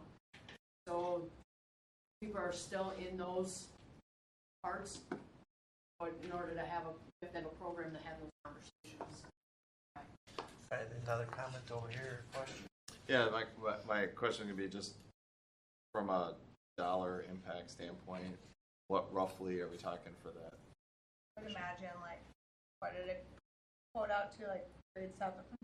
Another grade 7, so 70 to 80,000, probably 70. And that was for full time? I can't speak for sure, but that would what I would imagine. It would be a full time, but 0.33 health, 0.33 fire, 0.33. So currently, right now in other cities, they're housed in the fire department. They're not by the fire department. we're a little unique. We're all three departments together. That's where.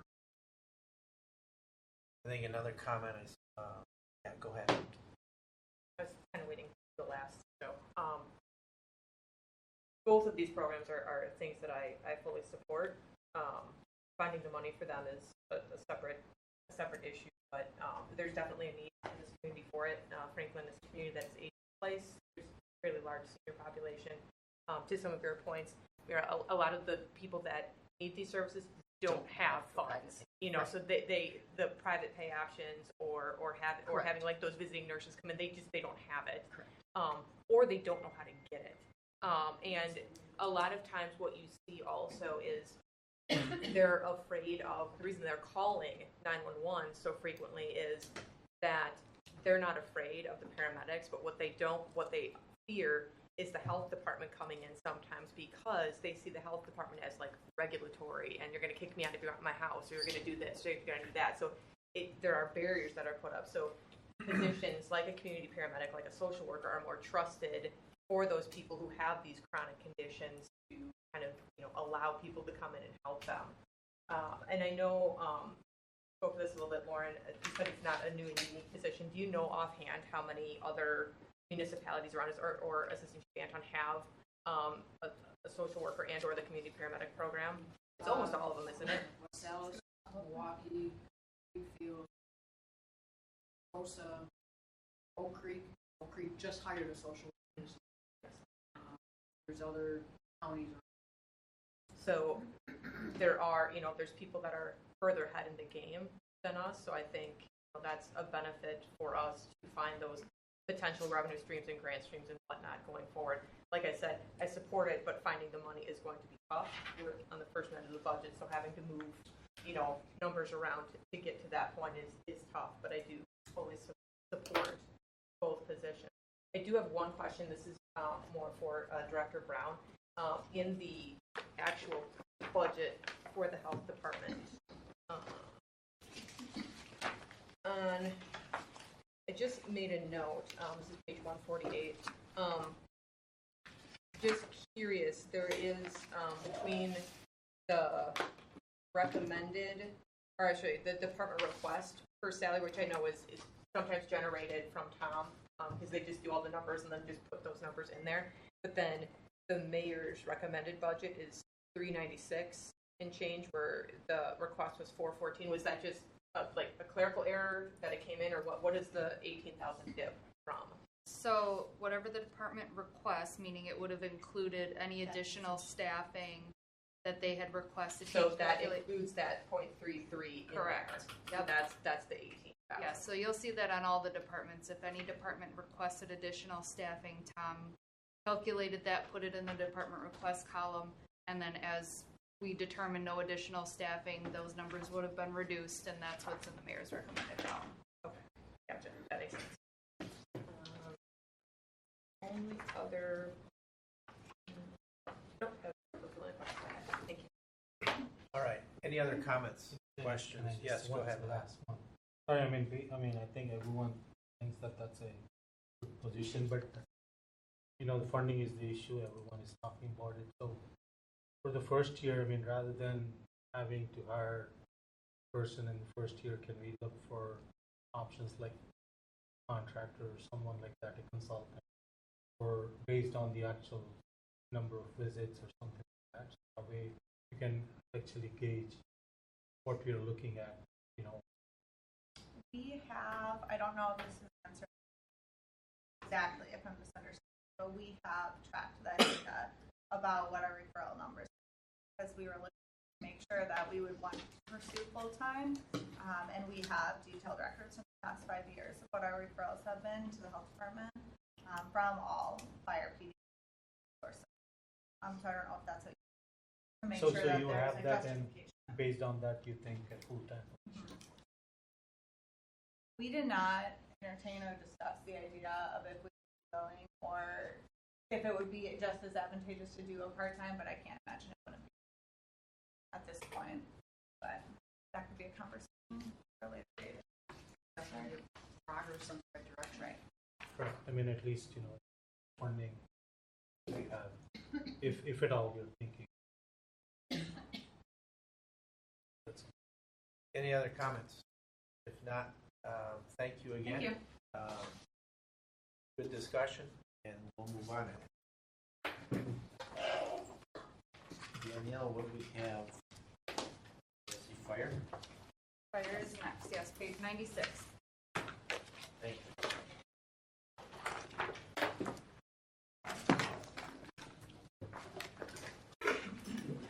I'm so sorry for not putting the capital page numbers. I will grab those for fire and police. So much stuff.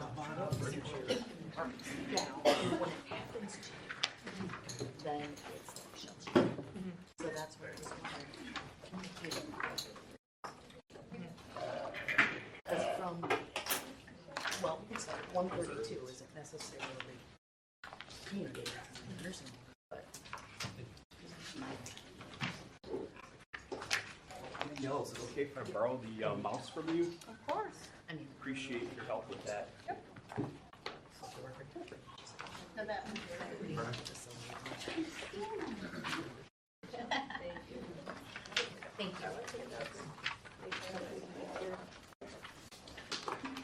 Can I take the one here? Take my time.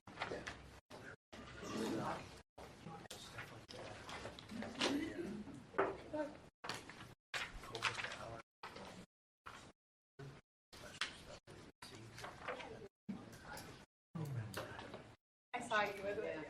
So, yes.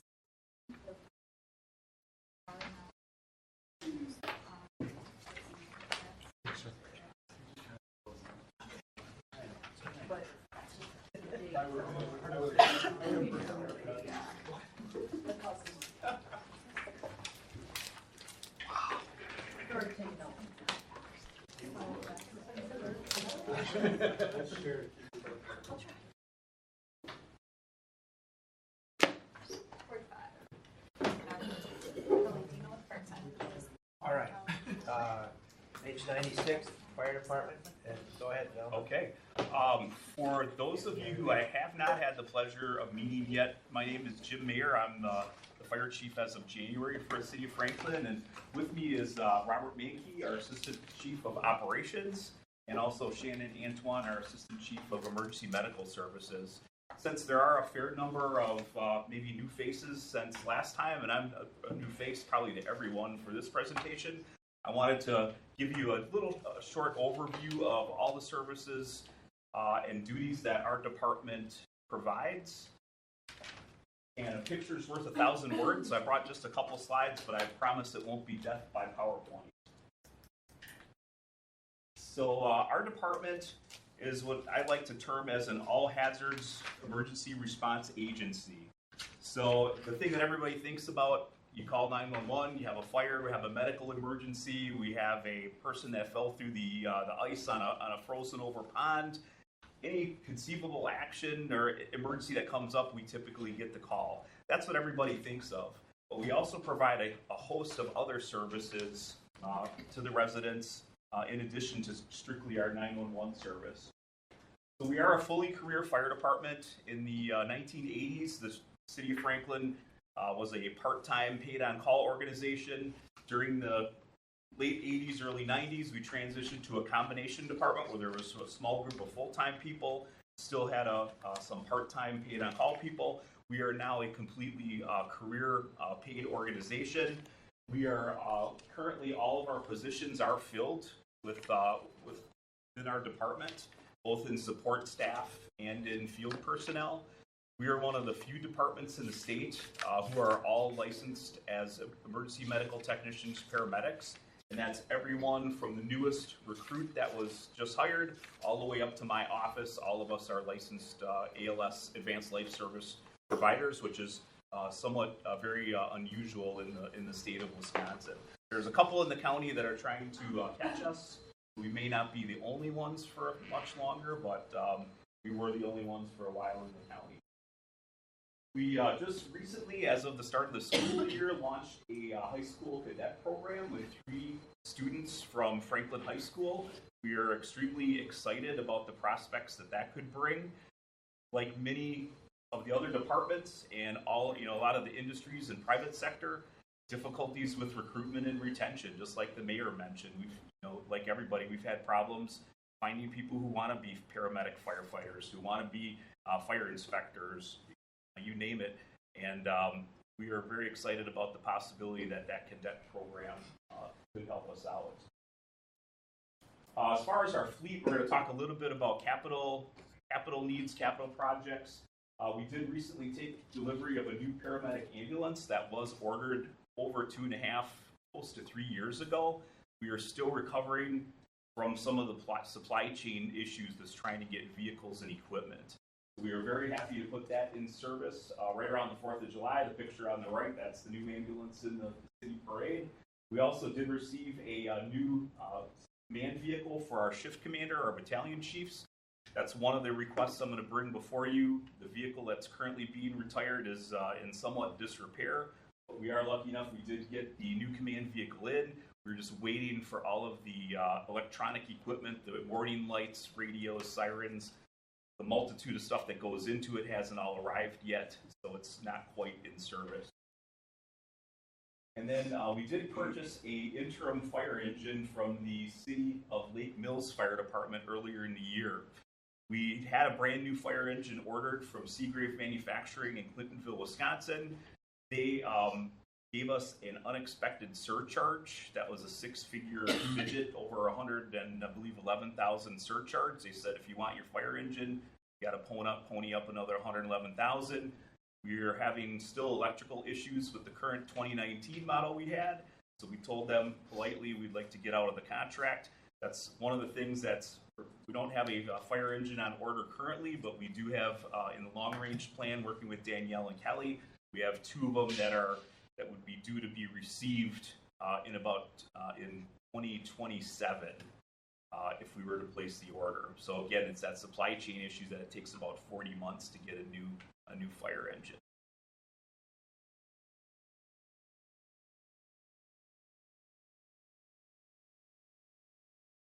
As far as our deliverables, as of August 30th of this year, our calls for service are up 9% compared to where we were last year. And talking about those frequent utilizers of our EMS system, most of our calls, over 80%, are emergency medical calls as opposed to fire or service calls. That would be an area where if we could reduce some of the frequent callers, that would help us be available for some of the other more high acuity calls that come in. If we continue along that trend of that 9% increase, we're looking at a projected call volume of this year of over 5,300 calls. We did have a busy summer with a lot of special events. We provided personnel for the concert series, the Tacos and Tequila at the Rock. We provided staffing and personnel to assist with the Republican National Convention, and we also provided personnel to assist most recently with St. Martin's Fair. Our folks have had a really busy summer providing medical care and first response at those events. Likewise, one of the other services that we provide by the state is, or under the state's umbrella, is the fire inspections of all public buildings and businesses. That has been steadily increasing as new projects and new properties are built throughout the city. We also participate with Justin's department, the building inspection. We participate in doing plan reviews for safety issues for buildings, whether they have fire sprinkler systems, fire alarm systems. Our department is brought into that process as well. I'll talk a little bit, real briefly, about revenue sources. Again, like other departments, we don't have a huge number of revenue sources other than the property tax levy. However, for doing our fire inspections twice a year, we do get funding from the state of Wisconsin for conducting those inspections. And that's to the tune of $250,000 approximately per year. That's why it's really important for us to have staff that's available to do those inspections. They have to be done on each property twice per year. If we don't accomplish that, we would risk losing that revenue source. The other big source of revenue for our department is reimbursement on our paramedic transports. And that's something we changed. The company that did our billing, we contract with an outside company to do our medical billing. For many years, the company was known as Andres Medical Billing, or AMB. And as of late last year, they were bought out by a bigger firm that's headquartered in North Carolina, EMS Management Consultants, or EMSMC. We've had a real uphill battle with them this year with timeliness for billing, billing in the correct amounts. And my staff has spent a considerable number of hours. The finance department staff has spent a considerable number of hours. And we are now starting to see a steady revenue stream come in, and also the revenue streams start to catch up from the billings that were delayed or missed earlier in the year. So I'm confident that by the end of the year, we'll be in the ballpark of where we should be for EMS revenues. We are going to be bringing a proposal to update our rates for reimbursement for medical calls. They haven't been updated since 2019. So we are a little bit we're not really keeping up with the cost and with the inflation of our medical supplies, medications. So we will be bringing that forward to council. That's an opportunity for us to get a little bit more reimbursement in the future. We just didn't want to drop it on this new company while they were having floundering. I would call it floundering. We didn't want to drop that on them with all these other issues, but we are planning on updating that. So it'll be an opportunity for us to potentially bring in some more reimbursement from our EMS. Can I just ask you a question there? Is there a billing level or rate that's across municipalities, county, even, or whatever, or what flexibility, I guess, do we have, if any, in what those rates are? Sure.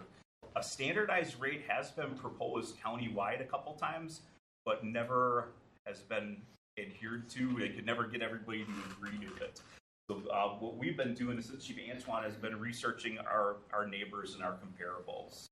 And our plan was to kind of shoot for the middle, that we would be somewhat in the middle of our comparables. Thank you. I'll go ahead. We charge inspection fees to like restaurants and businesses for when you go out there, correct? We do not any longer. That used to be that we used to do that, and it came to be a very contentious issue, and the council voted to disband that. I think as of this year. Last year, July. Okay, last July of 2020 stuff. Okay, so that we won't be charging anybody for inspection. Right. No. Okay. It became that it took the person hours to do the billing almost negated what we were bringing in, and it was a frustration to business owners, and the revenue that we were seeing wasn't really there, and we are still getting that reimbursement from the state as well.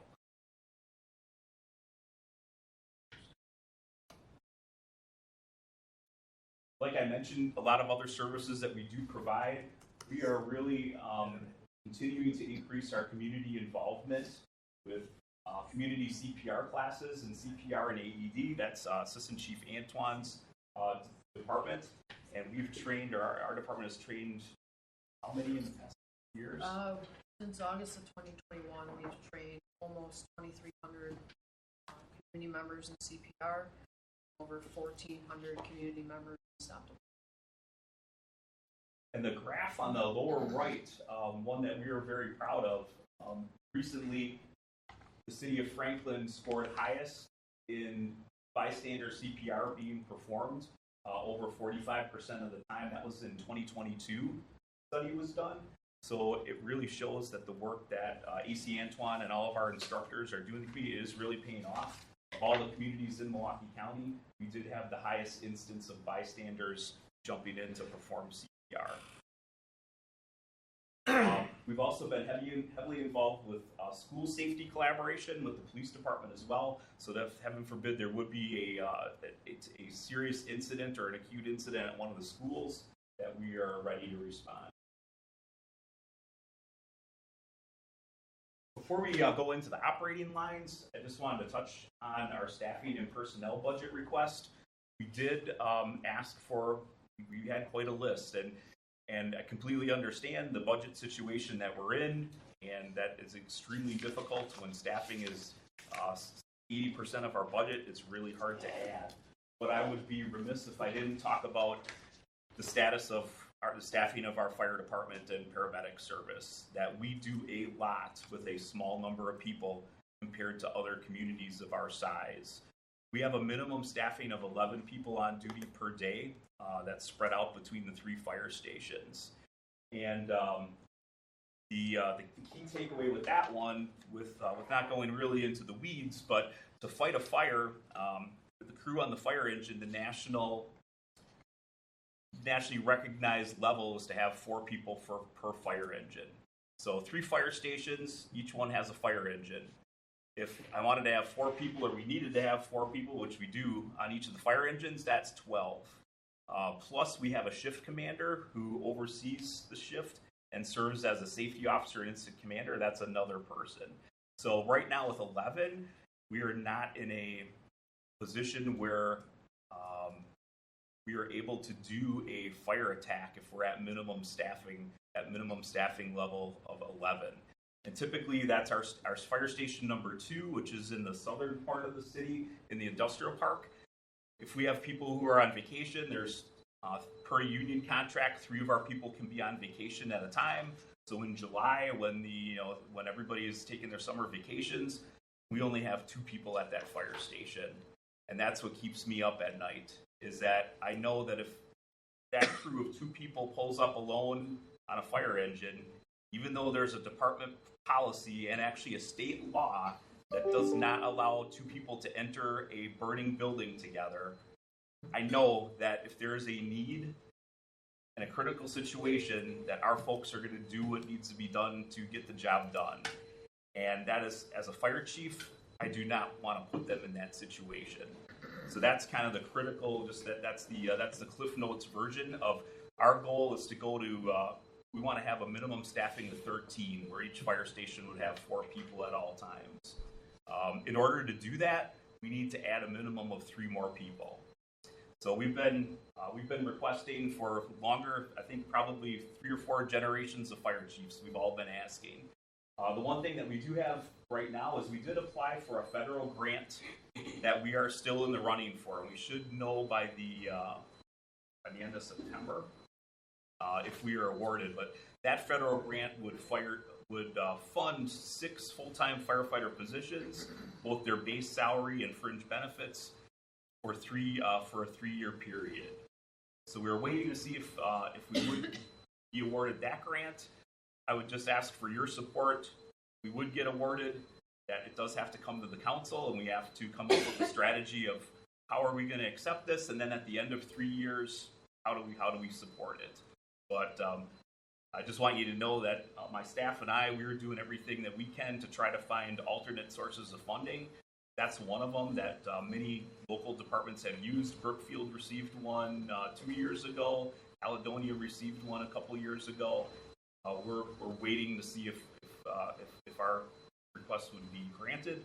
But nonetheless, we did put in for 2 firefighter paramedic positions for this budget. Obviously, that's going to be a difficult lift. During the last negotiations with our labor union, we identified a need for a mid-level management position, which would be a captain.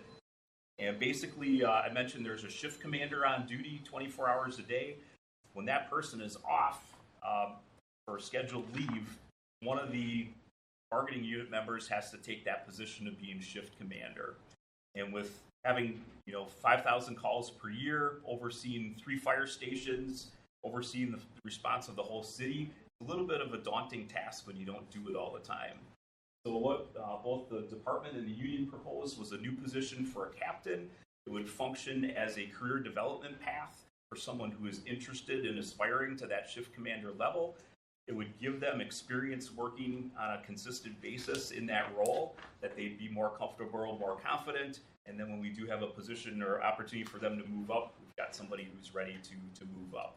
So we did work with the finance department and city administration that we are able to fund that for next year. We talked at length about the community paramedic and shared public safety social worker just earlier.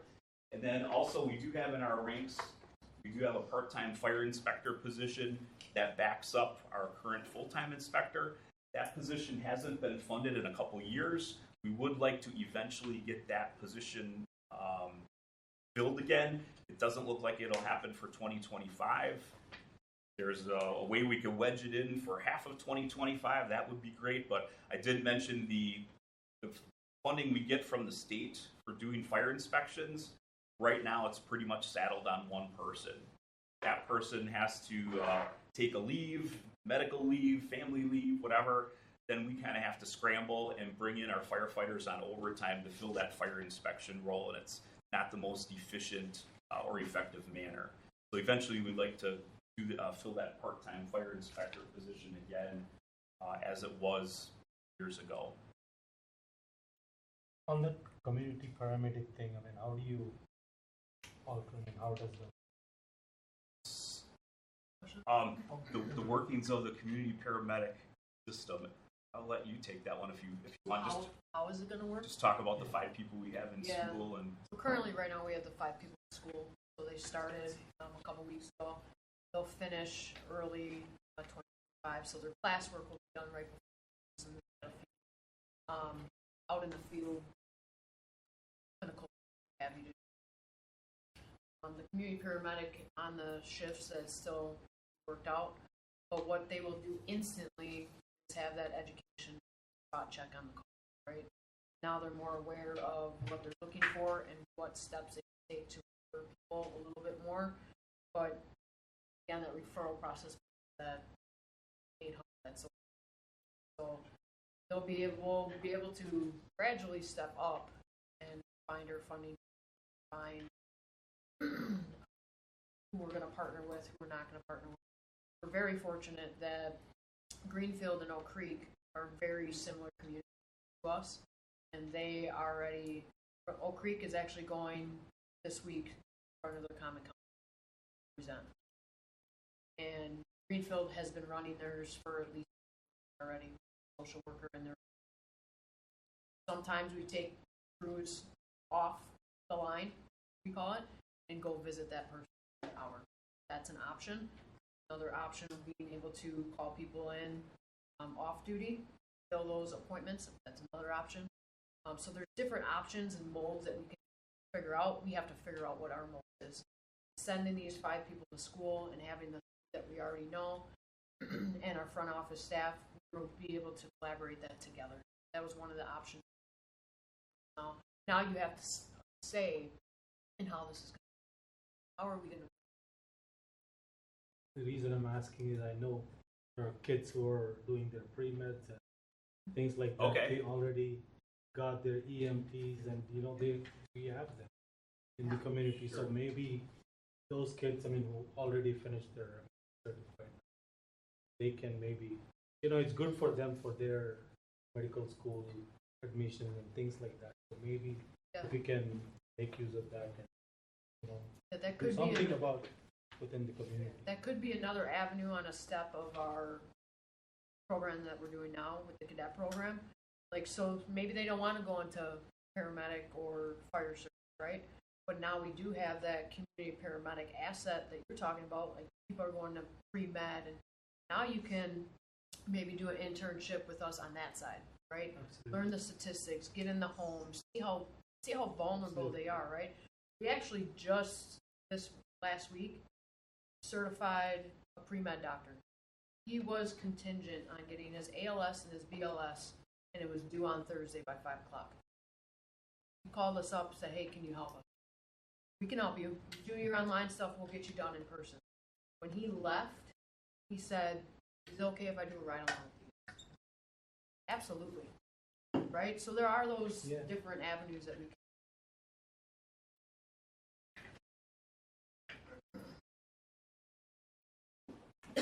At this point, Danielle, we're ready to move into our operating lines. Is there anything that you wanted to mention before we go into operating at all? Okay, so operating, we're, based on the mayor's report and Danielle's report, we know we're in a difficult budget year.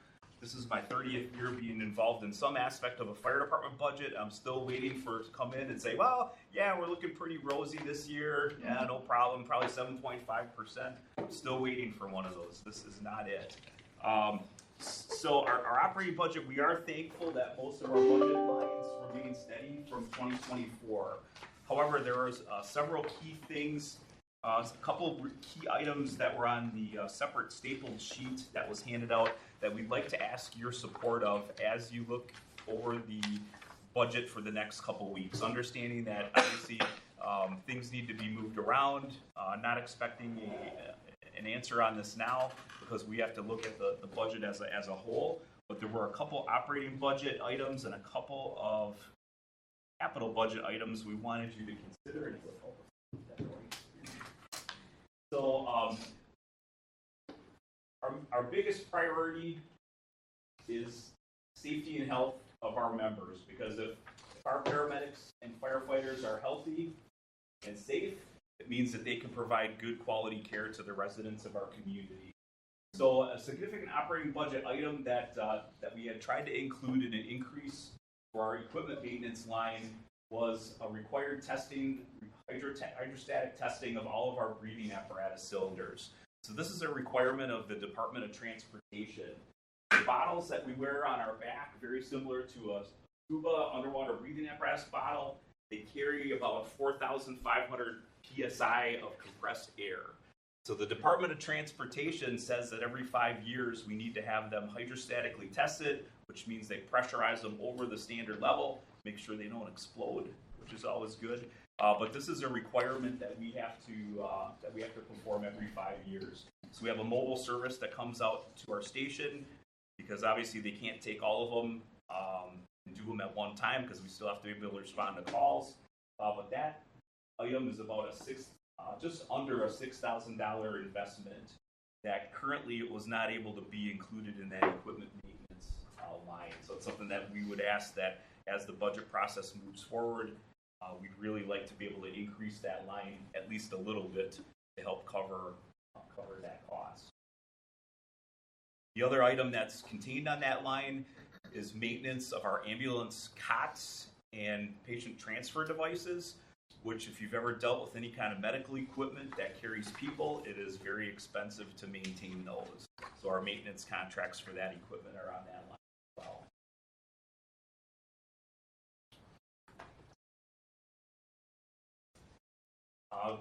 Continuing on the theme of health and safety, our employees currently receive work-related physicals every 3rd year.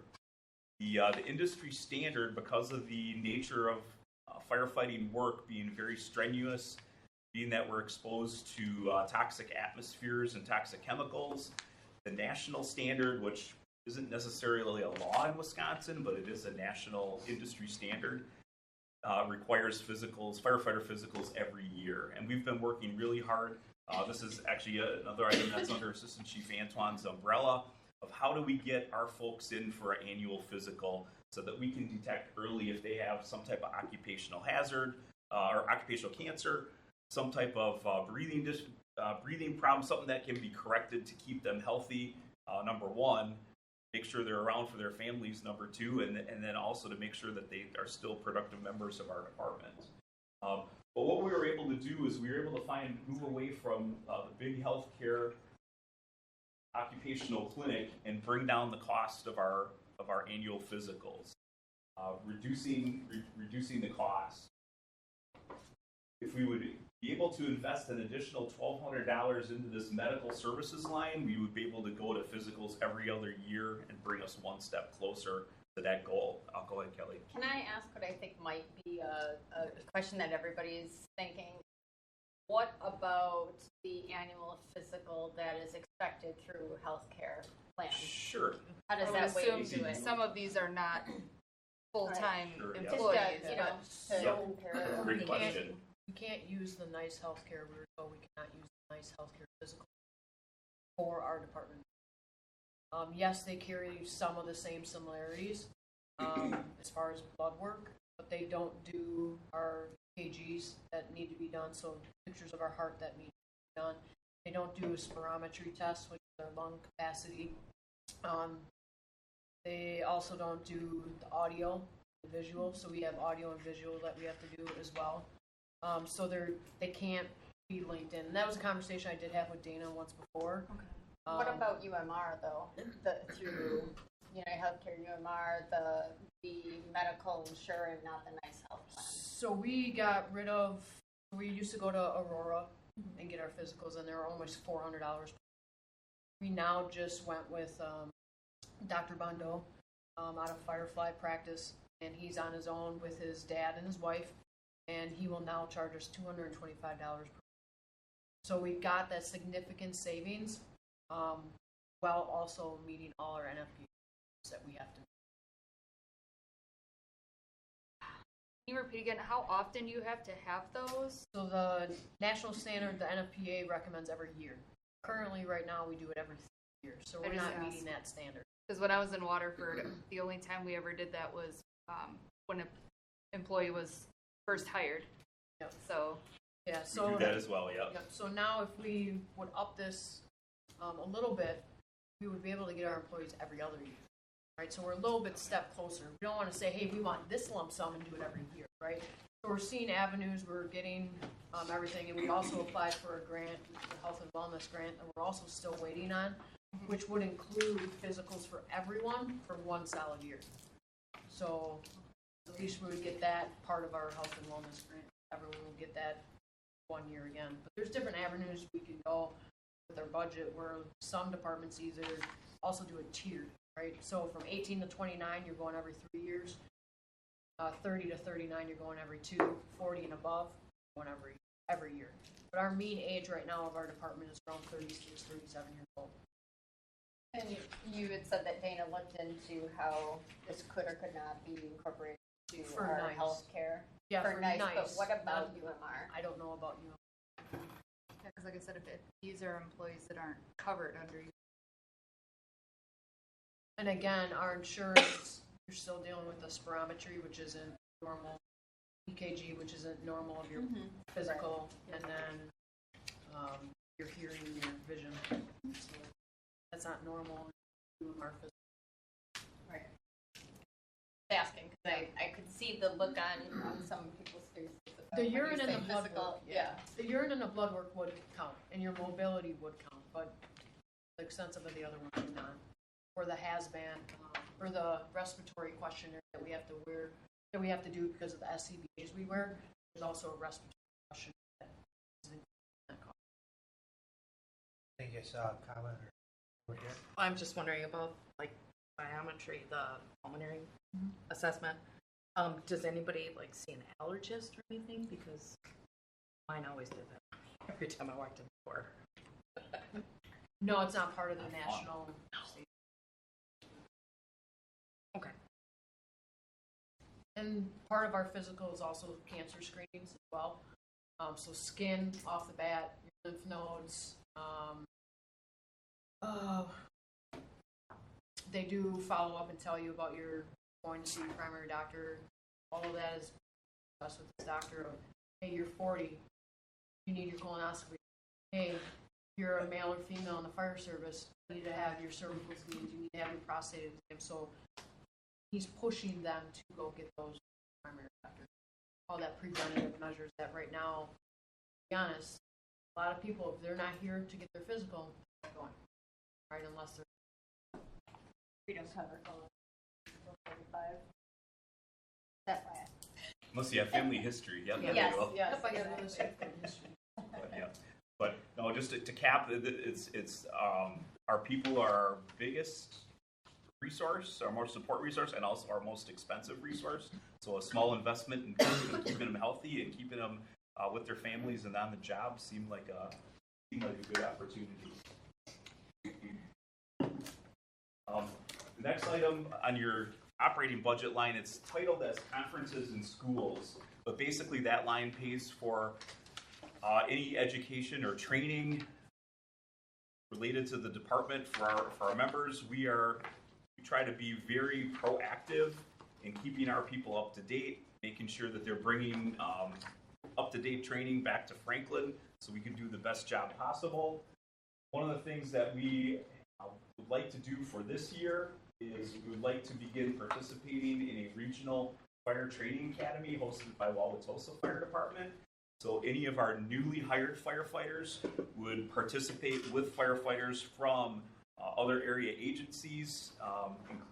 And Bob, actually, if you want to speak to this, you've kind of been doing the research on this. Yeah, we're kind of the last one holding out. This is essentially a 6-week academy for they're through they go through live burn fires more than they'd ever see if they just cut the way we currently do. We're trying to be proactive. I mean, when I first got hired in 2000, my orientation was the IFSTA manual doing crossword puzzle. No, I mean now we really want to send the troops, and the big thing is because of shared services, because we're so heavily involved with shared services, they get to know the shared service policy and potentially the mutual aid. The other factor of this too is it's kind of a training too, because we want to make it as part of our lieutenant promotional process that our new lieutenants, because we get a reduced rate if we send a instructor. So if we send a lieutenant with, they reduce our rate to attend the class at the dollar amount exactly. So we would actually be sending 2. That lieutenant would be on a 40-hour work week, but the understanding would be is that they bring that back to our guys that maybe have been here forever, because we have the higher age group that are still training under. I've talked to Oak Creek, and they're currently doing, again, Greendale, St. Francis just joined too. They said they've seen significant increase in the quality for the guys coming up, firefighters coming on, being able to do their job more efficiently than they have in the past. So we're just trying to get them off the. The other element of it is the city of Wauwatosa and this collective group have invested in basically a training grounds where they have simulators and props where they are able to do live burns, offer extremely realistic scenarios that we just don't have available to us when we bring a new firefighter on board. So we believe that this would be, like AC Manke mentioned, this would be kind of the next step of bringing our training program up to the next level in collaboration with other departments. The other part of this is all of our current firefighters that are on duty. This collaboration does in-service trainings twice a year. Twice a year. So all of our current people would get to attend and utilize these simulators and training grounds, which helps us with our training requirements for the insurance services rating, which is basically our fire insurance rating for the city. By providing that much more realistic training to our people, not only the new hires, but also our current people will get a benefit from it as well.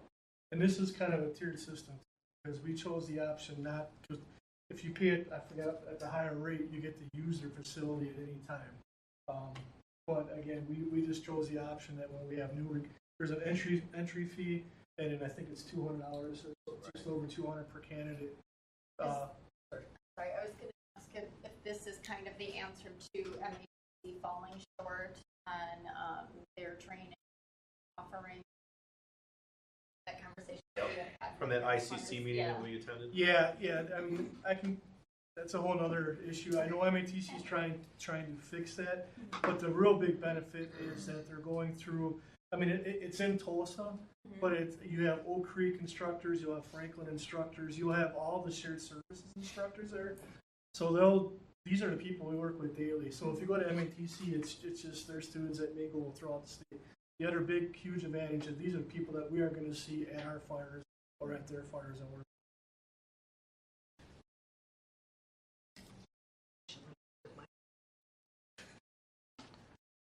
The auto maintenance budget line, this, even though it's titled auto maintenance, it covers preventative maintenance and repairs on all of our department vehicles. And as we talked about a little bit earlier, our fleet is definitely aging, and the amount of time it takes to get new vehicles is extremely long. We do have a 2002 engine that needs a new radiator. It will not pass its annual pump test because it keeps overheating. It's still serviceable, but it is overheating because the radiator is clogged up after being in service for 22 years. Unfortunately, the $7,000 investment to replace it is because, one, it's a very large vehicle. For two, the picture on the right, it's very difficult to access for the installation, so it's a very costly repair. There's a couple different ways we could go with this investment. One, it could be presented as a contingency item on our budget. Hey, this is unexpected, it's an emergency. We could go that route. We chose to put it in the operating budget, but we would still need a $7,000 bump in our auto maintenance line in order to make that happen. I guess one way or another we've got to fix it because we don't have a new one waiting on our doorstep. If I could add one thing too, Go ahead. and correct me if I'm wrong, Chief, this is not new. It failed pump tests. It's I think second or third year now because of this is a known radiator issue that's been passed on for the last couple of budgets. So if it doesn't get fixed soon, I think it's going to have larger ramifications. Right. And again, to reference that insurance services audit for a fire rating, one of the things they looks at, there's many steps to the pump test.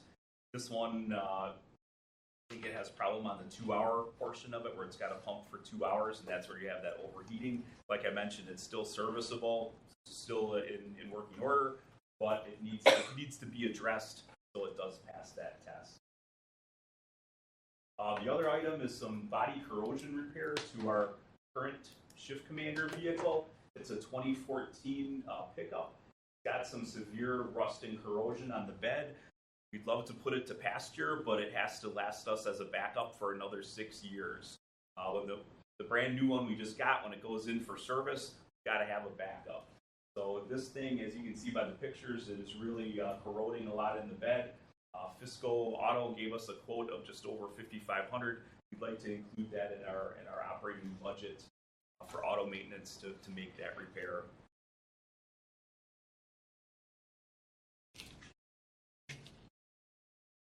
We did also add a line for consideration for public education materials for schools and public events. For many, many years, our department sends out hundreds of requests to local businesses for donations for fire prevention materials. How many did we send out this year?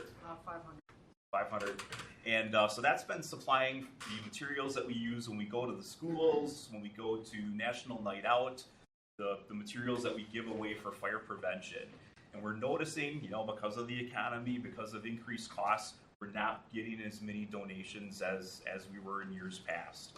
So we did submit an operating budget item. Any funding we could find for that would be better than what we have now, which is zero, relying on donations. So just wanted to put that out there for consideration. Plus, public education is required to get that dues, that 200,000 get. So if we don't do it, we lose money. A couple of the capital projects that we do have moving forward that we were very thankful for is we were able to purchase 2 advanced X-Series defibrillators with the assistance of Milwaukee County Office of Emergency Management. We had been using these for at least a year for an EMS study that was going on. So it allowed us to have these advanced defibrillators on not only our paramedic ambulances, but every fire engine also had one. We were able to purchase these units that we had been using at less than half price. Milwaukee County also subsidized $14,000 of the study, and by making this purchase, we did save over $64,000. So we were able to finance until 2025. 2025 capital will pay off the finance charge, and they will be ours. So every one of our staffed vehicles will have a advanced defibrillator that can do 12 lead EKGs and provide the highest care that would be similar to one of our ambulances there. We are also in our capital budget. We did get funded to move forward with the remount of one of our 2015 ambulances. We have 3 frontline ambulances and 1 as a backup. So we try to replace them every 2 years. The current unit that's going to be going in for this re-chassis or remount has 160,000 miles on it. Even our newest one, which was purchased in 2019, has over 100,000 miles on it because call volume keeps ramping up. The good thing that we're able to do is because we've been purchasing a standard unit from the same vendor for many years, we're able to take that patient care module from the back, lift it off, even though it was built in 2015, you can lift off the patient care module, put it on a brand new 2025 Ford chassis.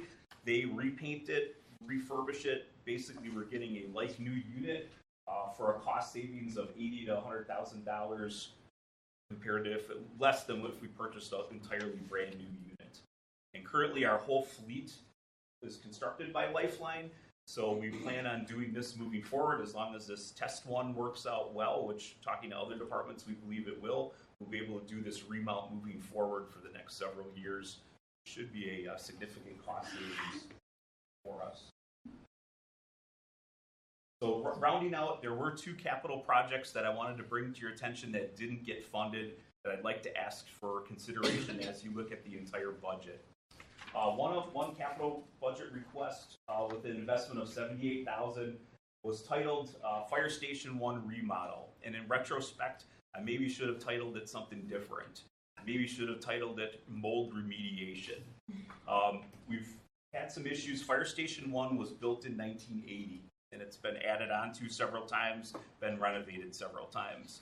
A couple of years ago, we started to note water infiltration in the front of the building through the bricks and also through the windows. In 2022, the entire front of the building was tuck pointed. That solved a lot of our issues. But we still have water infiltration in the front windows, which are also at the end of their life. The vacuum in between the panes of glass is gone. There's not much insulation. There's fogging there. And really the biggest concern is we've got the wallpaper peeling, and you can see evidence of mold in between the walls. And we have had some tests done. We definitely do have some mold that's contained in the walls.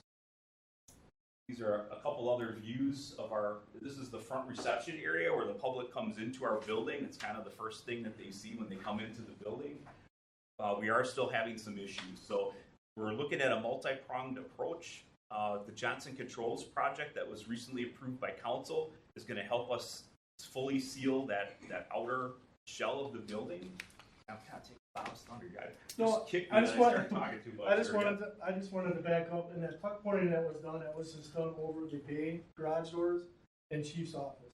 It was not done over any of the original parts of the building. So Kathy's office, my office, Shannon's office, the kitchen. There was definitely water coming in. I could show a video if you want to see water dripping in.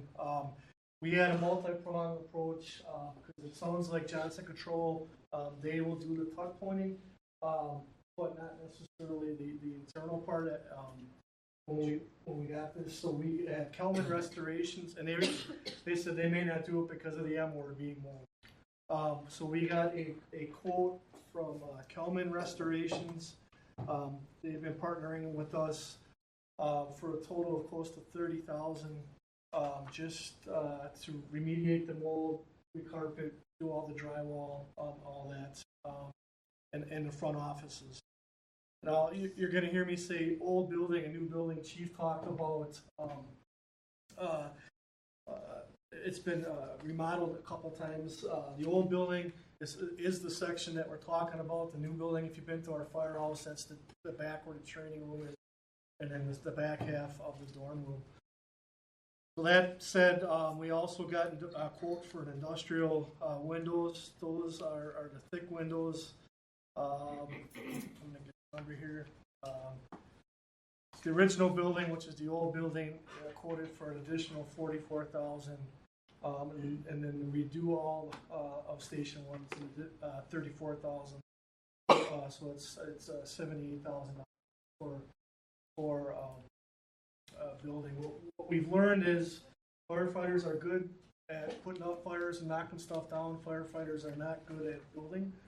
Part of the problem is this was designed as a paid on call, so we tried to save the money back in the day. Here we are.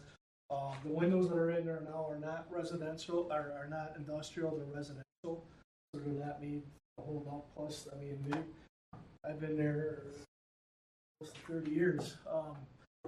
and they've been replaced right when I first started. We got problems.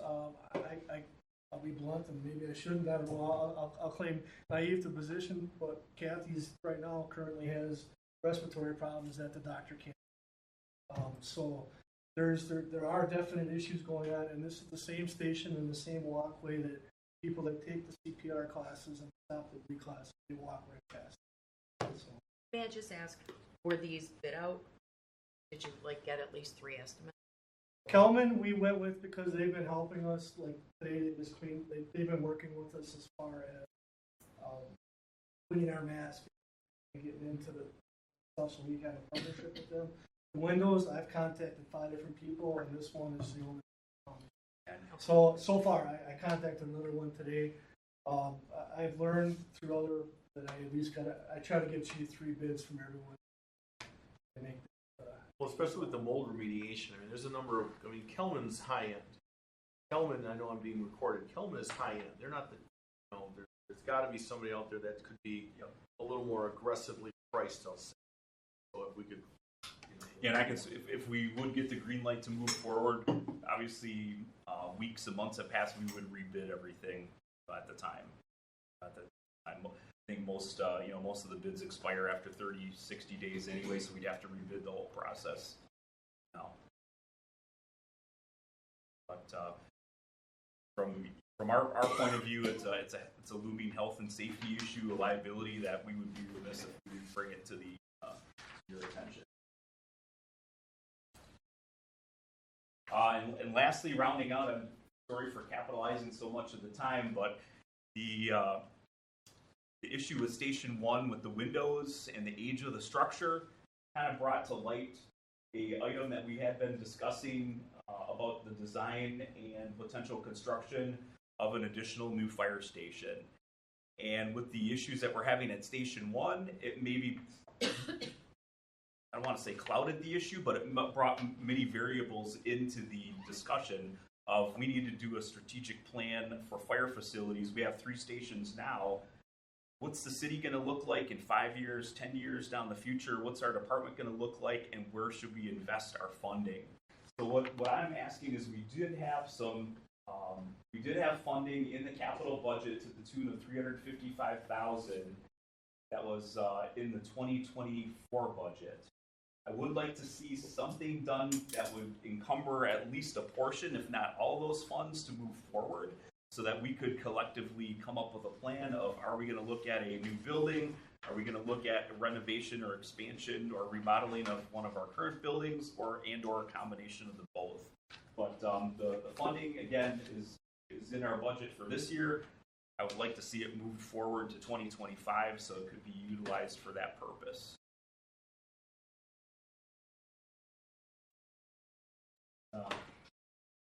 That is the end. We'll answer any questions that you have. All right. Anyone have any? Go ahead. I have a question on just on the revenue side of things, and I know I asked this last year, but I'm going to keep asking it because I really feel like it's an opportunity that may be out there, especially looking at the data here. So I'm using your estimated 2024 numbers, so I know that they're not complete. We will change a little bit, but looking at your EMS response and the transport, this is just rough math, but roughly 70% of the calls are transported, so 30% aren't. Of those 30%, would you say a fair number of those are related to lift assist at long-term care facilities? Not asking you to put a percentage on it, but a fair amount happens at I would say it's probably equal household. Has there been any discussion about potentially charging fees for those lift assists at those long-term care facilities where they're just calling you to come out and lift the person up that they fell down because they don't want the liability of anything happening to them if they did the lift? I know other municipalities have started to put that in place.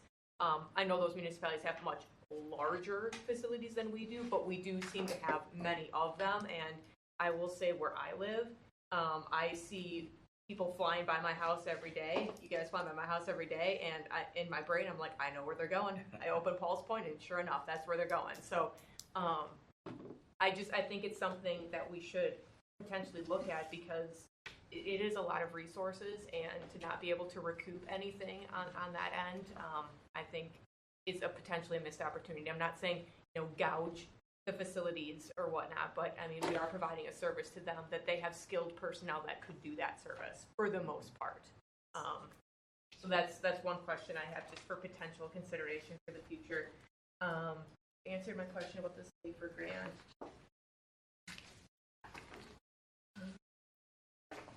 The only other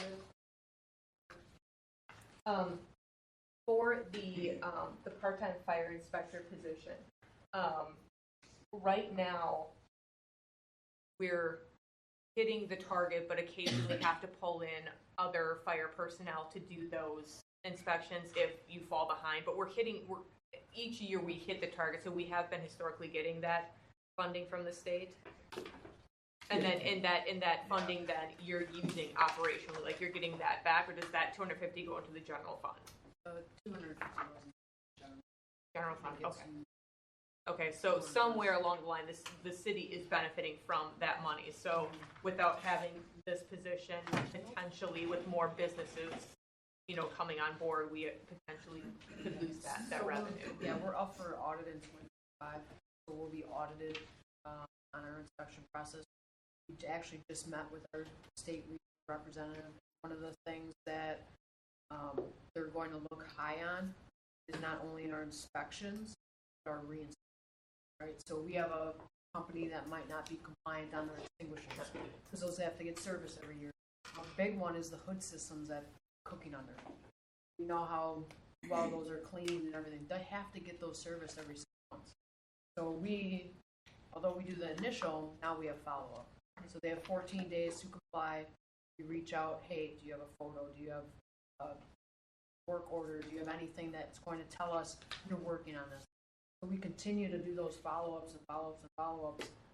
And at eventually one point, we have to either go a different route, find different avenues. We might have to hold their license because they're in the licensing process. We might have to hold those.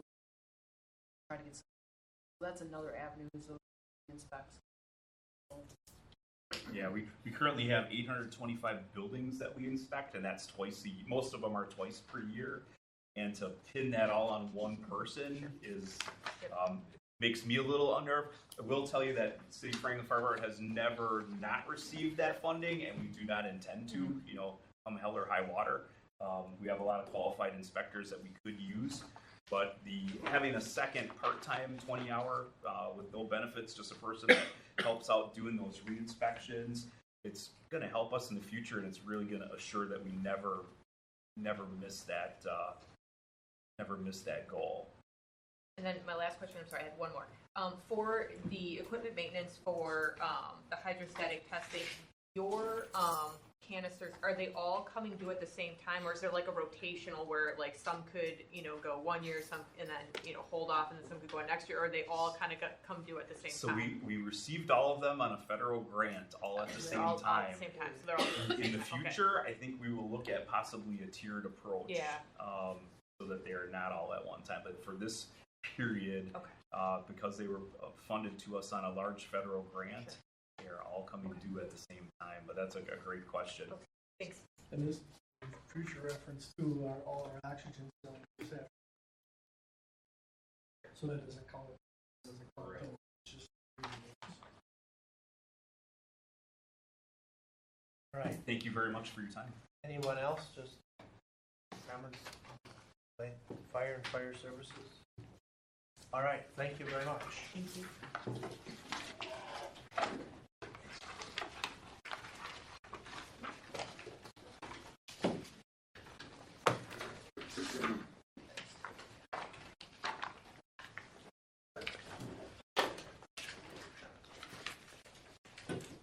Next up, it looks like we have police and police dispatch.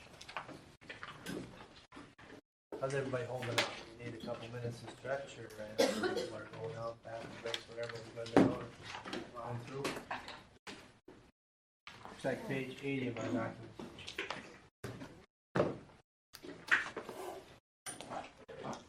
Sorry, we didn't bring a PowerPoint. I learned a couple things. Don't sound that One, sorry. one of the things I learned is firefighters are far more liked by grants. That's for sure. Because the grant funding they get is nothing.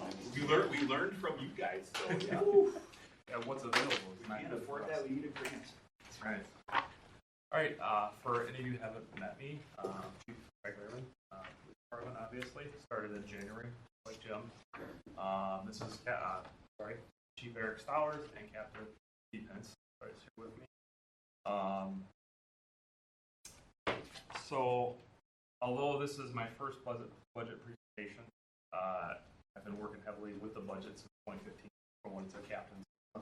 Nothing new to me. I also know the constraints that the city is under. Very familiar with that.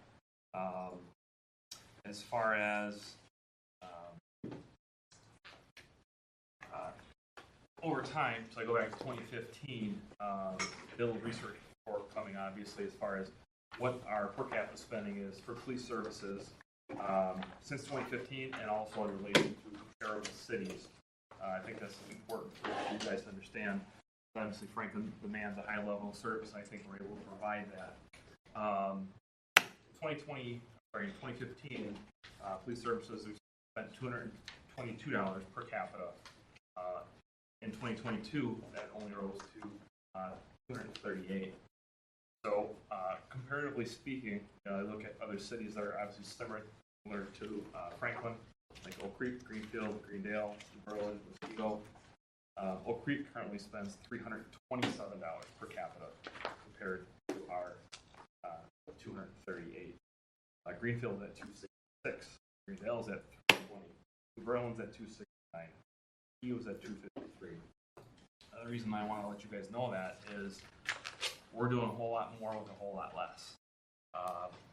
But I've seen our ability to do things as far as line items shrink drastically.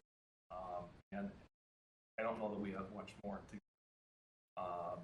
We look at some of the specific line items where I'm a little bit concerned under operating. Look at radio maintenance. We requested $61,000. What radio maintenance is, let me back up. We requested $61,000.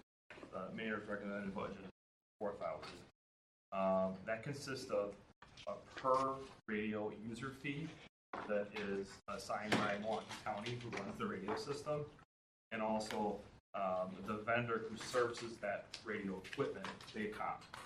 That's a set cost. Between those two fees, next year we'll be at $56,950.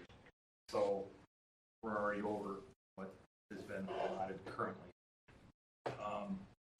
Another line item, data, telephone, and cabling, requested $17,650, allotted $12,500.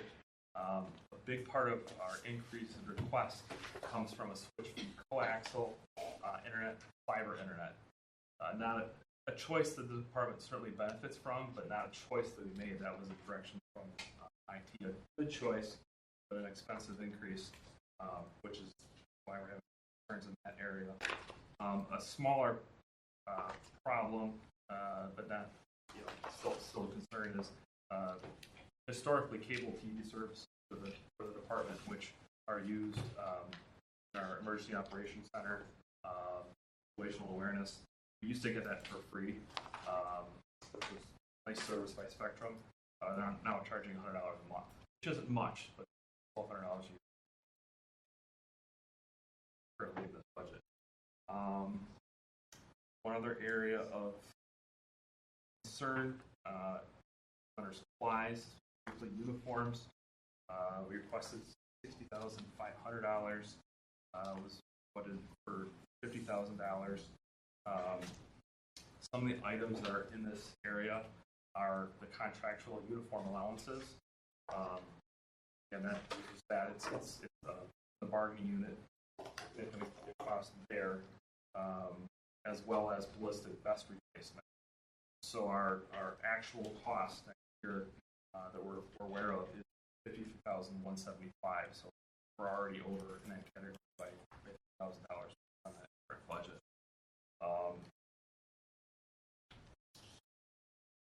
Two areas of concern when it comes to capital projects. The biggest concern is the request for new tasers. The company that makes them, Axon, switched to a different platform. Not just a different model, but a different delivery system, entirely different. They switched last year.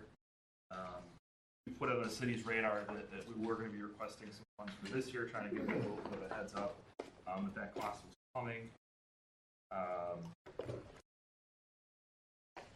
Probably one of the biggest reasons that we need to have this replaced is that the taser comes with a 5-year warranty. With that 5-year warranty is $10 million of liability coverage. Should something injury be caused by a taser, that liability coverage comes into play. The second that taser is out of warranty for that unit, it doesn't apply. We're on our own. In addition to us needing the new tasers for that liability reason, they stopped manufacturing the units we currently use in March of this year. So if a current unit fails, there is no repair or replacement, just one less taser access. We currently have 33 tasers in our inventory, 20 of which are out of warranty right now. Another 5 will be out of warranty by the end of next month. So effectively, we have 8 tasers by the end of next month that are actually covered under this liability. So that's obviously a concern of ours. Last item I'd like to talk about is a new item we put in for this year was body cameras. Maybe all of you know that we don't have body cameras. We're, I believe, the only agency in the county, but definitely one of very few in the Metro Milwaukee area in general that don't have them. We have put in for a grant to do a pilot program with the body cameras, and we'll find out the results of that September 30th. The reason we did the pilot program instead of a full request for the whole department was that it's not a very good grant as far as what they actually pay. Very, very small portion of it, which would leave us with unfunded obligation right off the bat. Let's check real quick and I'll tell you what that award was for. So if we were to get the grant for the body cameras for 10 units, a 3-year grant, the federal government would cover $20,000 total cost. We'd be left with $31,000. So that's just for 10 units. Obviously, if you multiply it over enough units to cover the whole department, it gets a huge cost. So we figured we would hopefully get the grant, start the program. We definitely look for funding. I think it's a societal expectation at this point that we have those cameras. Like I said, people are shocked when they do an open market request and don't have them. Shocked. So probably the last thing I'll talk about is another request I put in for a full-time records clerk. That request relies heavily on whether we get the body cameras or not. If we don't get the body cameras, we probably don't have necessarily the need for that full-time clerk. And the reason is there are, with body camera, there's a huge increase in the number of open records requests, and the time it takes to process the video is significant. There's a lot of redaction, both of the visual images and the audio images. So it takes a lot of time. It literally takes at least one full-time position. If I could comment, Chief, on that, and that's one of the things that when the Chief and I talked about this, and that I personally struggled with, because we are one of the last ones to have the body cams, and especially a city of our size at 36,000, and it saves careers. Body cams save careers. And that is as simple and as basic as I can put it. And that's one of the toughest parts about finding the money for that, because all I know is it takes one lawsuit from some crazy allegation by some person to completely blow the budget, completely blow everything out. And then you've got other problems saying, well, how did you not have body cams? Like the chief said. I mean, if we were a community of 6,000, like one to the south, you can get away with that. Not 36,000, not anymore. And it saves careers. So there's somehow, we're trying to move some things around, I think, as we go. That's why we, and I understand the importance and the magnitude of it. And I also understand completely it takes a whole other position, to really do that, or adding on to current, and with the open records requests that you're receiving, and the redacting with children, with DV calls. There's so much redacting that goes into this, and that storage part of it. So I get it, and the more we can talk about it, perhaps to move forward, because all it takes, like I say, is one use of force, like you had a couple of years ago when I was on Fire and Police Commission. There was a use of force complaint, and it was the first things were, oh, we don't have body cams, and then that would have probably thwarted that whole thing. So the only thing I wanted to mention is when Chief Learman's talking about the capital projects, it's on page 238 of your budget book, and page 242 goes over the individual priorities, and to just state that the police department went above and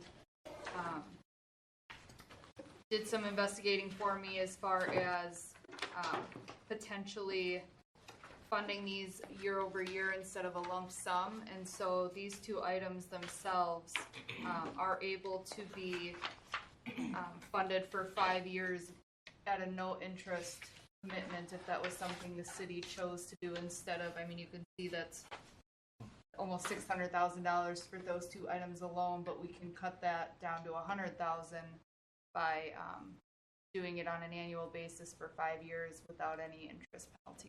So just a consideration in there. Thanks for clarifying that. Yeah.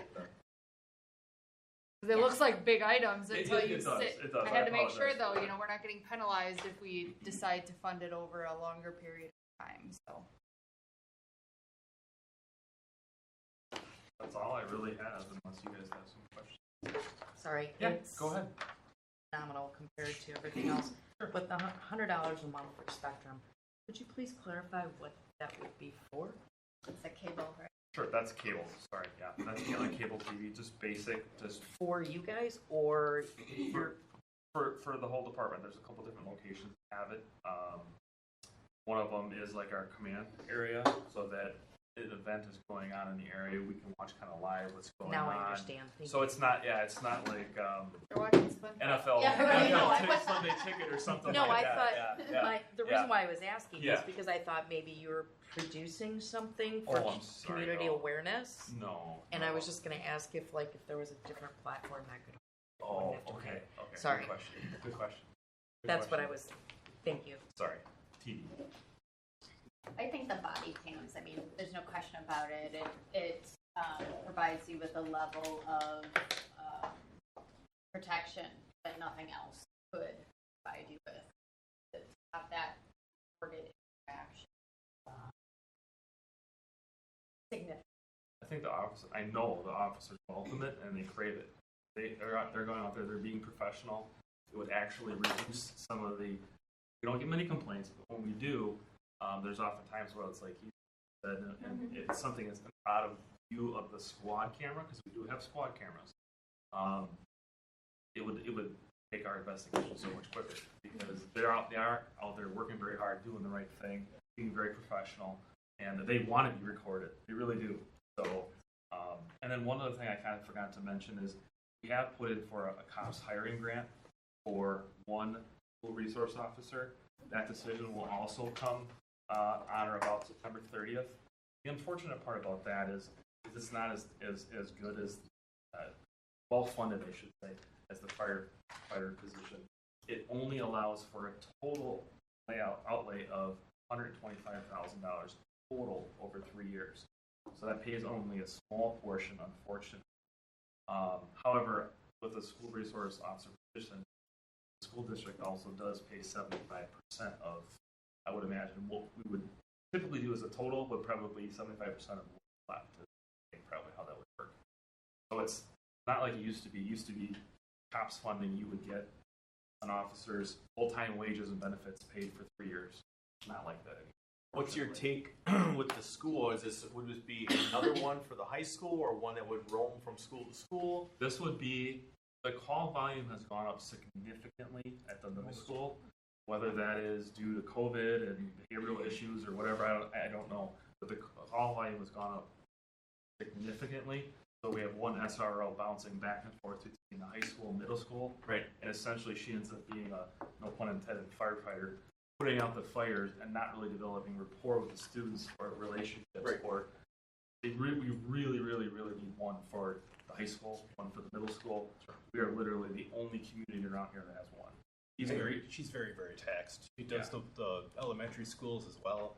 You know, along with we've got a system in place with some of our officers that volunteer to actually have each elementary school that they're in charge of, that they go and make contact and they go and help. So SRO program, we're only having one for a size. Right. What's the school's take? I mean, does the school board or does superintendent, are they like, hey, if you get this, we'll for sure commit to 75% of coverage? She's supportive. I'm sorry, she being the superintendent is supportive. We've had that conversation. That was one of the first conversations. Yes, Annalee. That's one of the conversations they had as it became chief, because I see how desperately we needed another. She's in support of it. Obviously, she would also have to go in front of her school board and get the funding. Conceptually committed, yes. Financially, of course, we would have to work on our side. So let's say this, let me ask you this, and I'm doing this for the group. Sure. So let's say you do get another SRO. Now, does that SRO, when school's not in session, take calls for service in the community? Yes. Well, okay. Well, it's a little bit of a complicated question because typically both the police department and the schools would like those officers in the schools pretty much every day school's in session. Mm-hmm.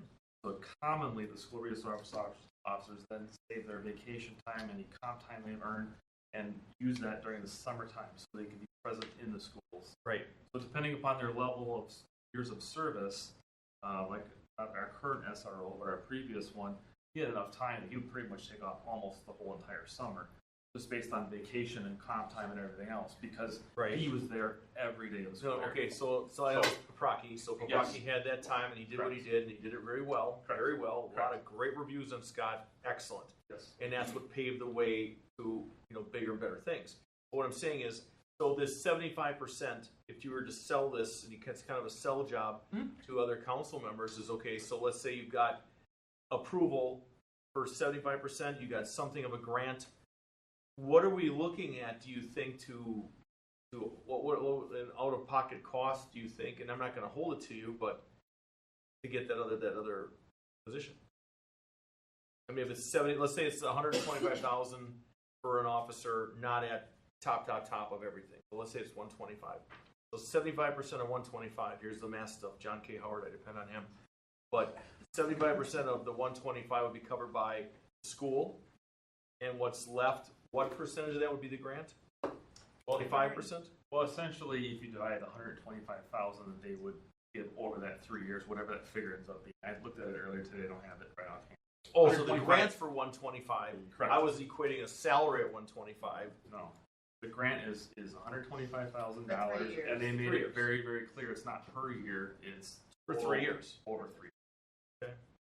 40 something. Yeah, whatever that rough math is. And a little disappointed John Howard. The school district was putting the bill for more at one point, right? And now they're trying to lessen that. They currently fund at 75%. I believe they wanted to go down to 70.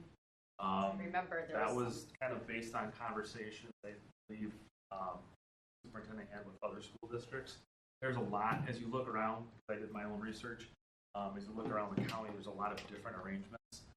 Some pay maybe a lower percentage, at being the school district, pay the lower percentage, but then the police department charges them for any overtime. Typically, we have always charged them 75% of that base wage, and then we would take on any sort of overtime expenditures. So it kind of is a horse. Sometimes when they have multiple resource officers, sometimes the school's percentage goes down a little bit. Some pay 100%. It's honestly, I checked into Muskego and all over Waukegan County. It's really a lot of different arrangements. But I think if they asked to go to, instead of the 75-25, a 70-30 split, I would say that they're going to have to pick up. Obviously, it's a larger discussion. But it's a very, very valuable resource, not only our department, the school. There's a huge demand. Oh, yeah, the middle school is outrageously, what's that? I try to think of a nice way to put it. I mean, I think it's just the age band period that just is kind of. They're squirrely. All the hormones. Yeah, right. So, I mean, it's an unsafe school. It is just, it's A lot unsafe. of middle schools are now, though. Yeah. Middle schools aren't what they used to be 5, 10. No. And I think one of the things that needs to be No, the ratings were always kind of bad. that needs to be taken into consideration when you do that comparison is that if you do compare, like, really got to remove certain school districts as far as as a like comparison. What Franklin is going to be radically different than what Cudahy or St. Francis, and whatever their agreement is, they may not be asking their SROs for the amount of bandwidth that's going to be needed from an SRO for Franklin. Case in point is the fact that needing 2 officers are a necessity. For Whitnall, we only need 1, and that's at the high school, and she maybe goes over to the middle school, but the amount of students in both the middle school and the high school are equivalent to just the middle school in Franklin. So it can't be Cudahy's doing this, so we should be paying the same amount. It's an entirely different horse apiece from the 2 different things. So I think that's really going to need to be kind of taken into consideration, that if you're going to throw down like if Annalie's going to say like, oh well, this, that, and the other thing, well, if you're going to throw these 3 examples out at us and saying like we should only pay 60% of it because that's what Cudahy paid, that's what St. Francis paid, and that's what Lake Mills paid. No, because they're not going to have the amount of need that you need from the person that's filling the role. Do the comparisons versus what New Berlin does, because that would be more akin to a like-sized district as resources and need goes. Muskego, Lake, Oak Creek, yeah, absolutely. Like Jim alluded to, our partnership with the schools is very strong, and it's very important. And I think it's a big step just to have a brief conversation with them and again, fully supportive of conceptually. I mean, there was no argument of, no, we don't need that in Franklin. No, the need is there. I know that she has the same financial challenges that the city has, but the conversation was good. Again, a good, strong relationship, and I think the strength of that relationship more is to get another SRO in there. And that's why we went for the grant. Hopefully we get it. We typically put in for it every year. Haven't gotten it in the past, but maybe that means our turn is coming. Hopefully. So my question, I guess, to both you and Mayor is, with these grants that you apply for, are we obligated if we receive the funding and if we're chosen? My understanding is we absolutely accept the grant, which obviously I wouldn't accept. I think both our grants that we apply for are long shots, to be honest. But no, my understanding is we're not obligated unless we accept it. I wouldn't do that before. And then how long do you think, or do you know that it would take, like if you tell us on the 30th that we got approved, is there like a time frame that they allow you to then, I guess, meet like and? a window. Yeah. Yeah, that's, I have to look, it was a pretty significant window. Like, I wouldn't expect to start that SRO until 2025, or, obviously, again, it's not just us getting funding, it's a school board, so it's, everyone's on board with it conceptually, but there's a lot of things that have to come into line to make it happen. But if we don't start that discussion, it never happens. And then, do you know, Chief Mayor, for the SAFER grant, is that? Yeah, it's very similar that we would. Could you just move one chair over? My regular. There we go. Now I can hear you better. We would be awarded it, but then we would have a window to accept it. So it'd have to go, like for us, it'd have to go in front of the Common Council, come up with a strategy of how we would accept it and move forward, but we wouldn't be tied to it. I just didn't know if it's like, oh, you guys have 30 days, and we're like, what? That's not my understanding. No, okay. Is there, so you mentioned on the tasers, the 5-year winter warranty, there's the liability insurance that comes with that. Is there third-party liability insurance that we can acquire to cover once you're outside the warranty? I don't immediately know the answer to that. Okay. To be I wonder honest, if we 'cause can add that onto our liability Yeah, insurance. we have that on I think, yeah, I would assume we would have something under our. We did check into, I thought as well, it's not a warranty, not a big deal, we just pay for them to repair anything, right, not a big deal. Maybe a little bit better, but basically a unit that is sealed for water purposes and everything else.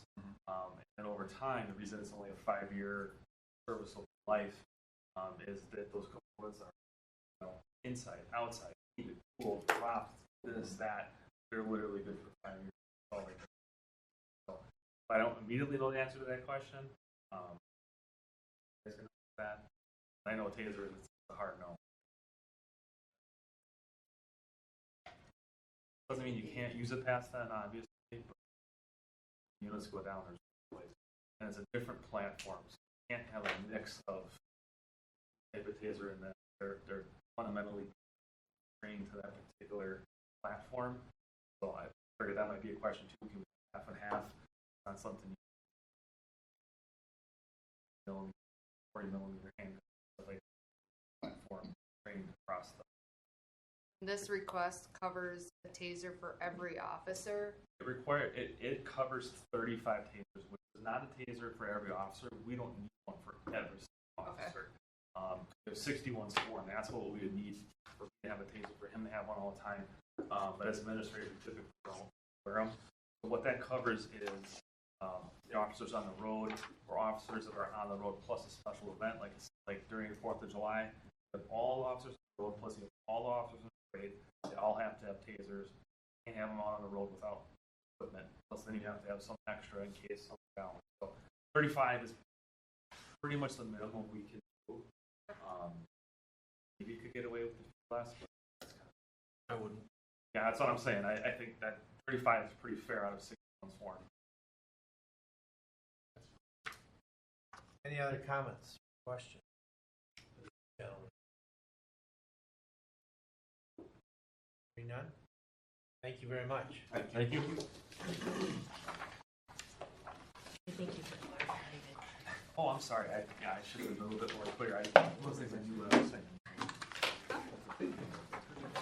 The information was going the other way from what I was thinking. Middle school before my son gets there, right? Not my district. All right, what do we have left? Animal control, page 149. Yeah, I believe this one Kelly's, but I mean it's the same It's every standard. year. I don't really have anything to mention about it, and I'm sure that everybody would appreciate that. It's the contract with Contract with Natick. And They the provide shared us, they provide us with the shared service amount every year and the debt amount, and we just plug that in, and it's gone down just a tiny bit, or I'm sorry, gone up just a tiny bit on the debt payments, but it's gone down as far as the contractual services. All right. Next. Again, need. So recreation, we are looking at activities such as the senior travel group and, oh, I'm sorry, 151. So the senior travel group, the senior, Franklin Seniors Group, which meets for lunch the first Wednesday of every month, which we actually attend, and then the civic celebration. I can tell you that prior to, as we were putting our budget together, I had gotten a phone call from Basil Ryan, who does the senior travel program, asking for an increase in funds. I know that the Franklin Seniors Group also, I believe, had asked for an increase in funds. So, and then the civic celebration is going to be running in deficit next year, or after next year, right? Yeah, they have about 1 year left, which was part of the discussion that we had last Tuesday when the civic celebration budget came up, that they've been running under for the last 4 to 5 years and have dug into their fund balance that they only have about 1 year left before they run in a deficit. So the city was contributing $13,000 up until 2024. Then the city increased that contribution to $30,000, and even with that increase, it's still not going to be sufficient to run a positive flowing civic celebration. Where did their fund balance? Was that all donated? As far as I recall, about 4 years ago, it was at 95,000. I'm not certain where that all came from. I believe it actually was from small profits built up over the years.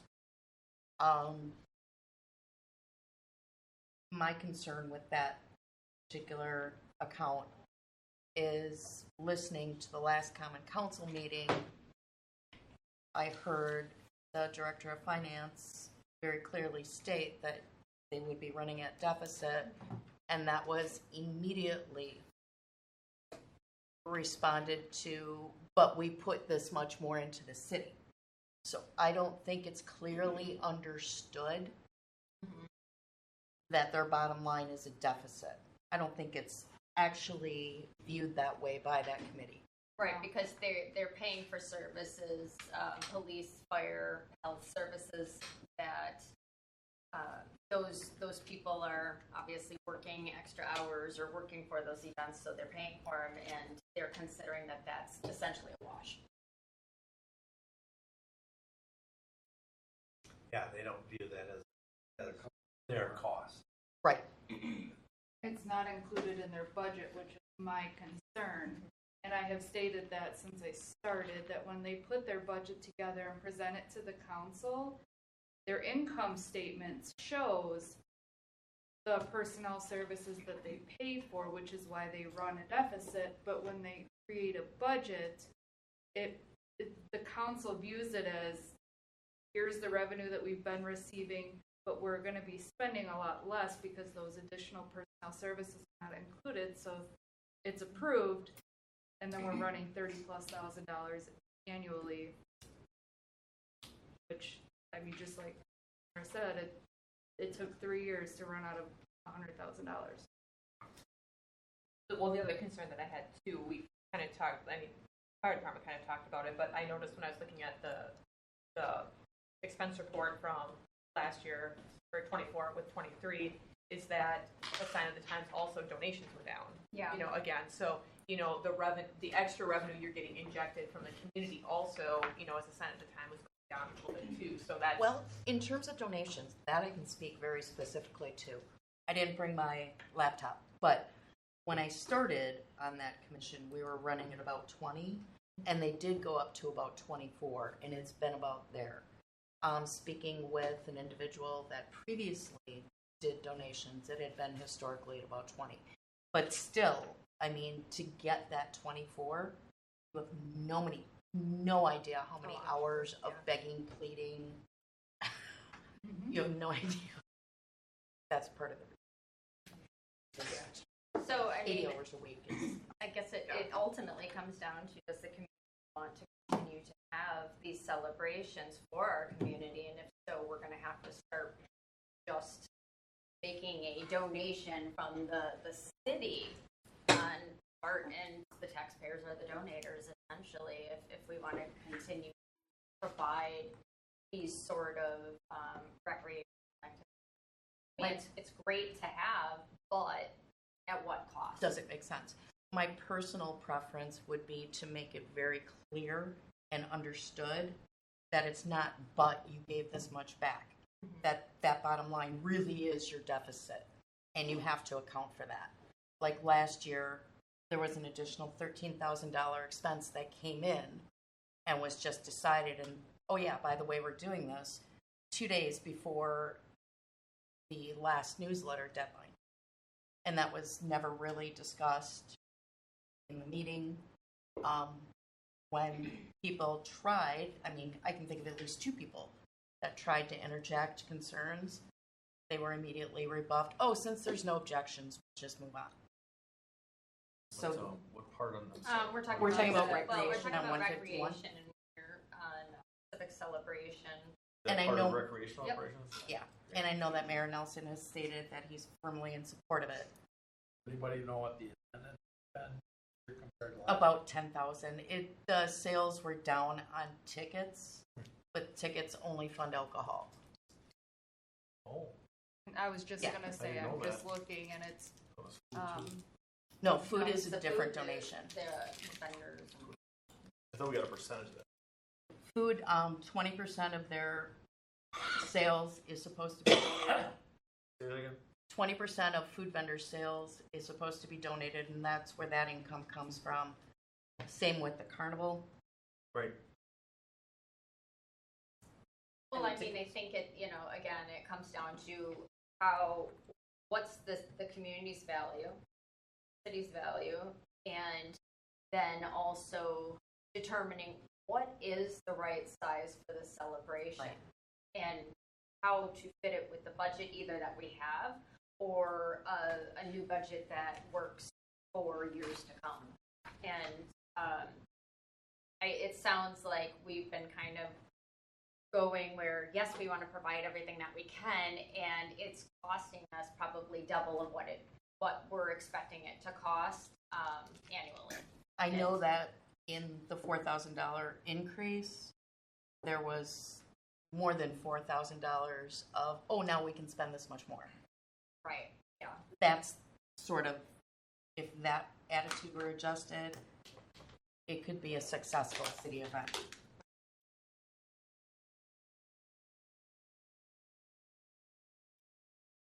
And I can say I don't know exactly what Basil Ryan wanted to adjust the senior travel program to. I had not had a chance to with him. And I asked him to provide what he needs to keep it moving forward.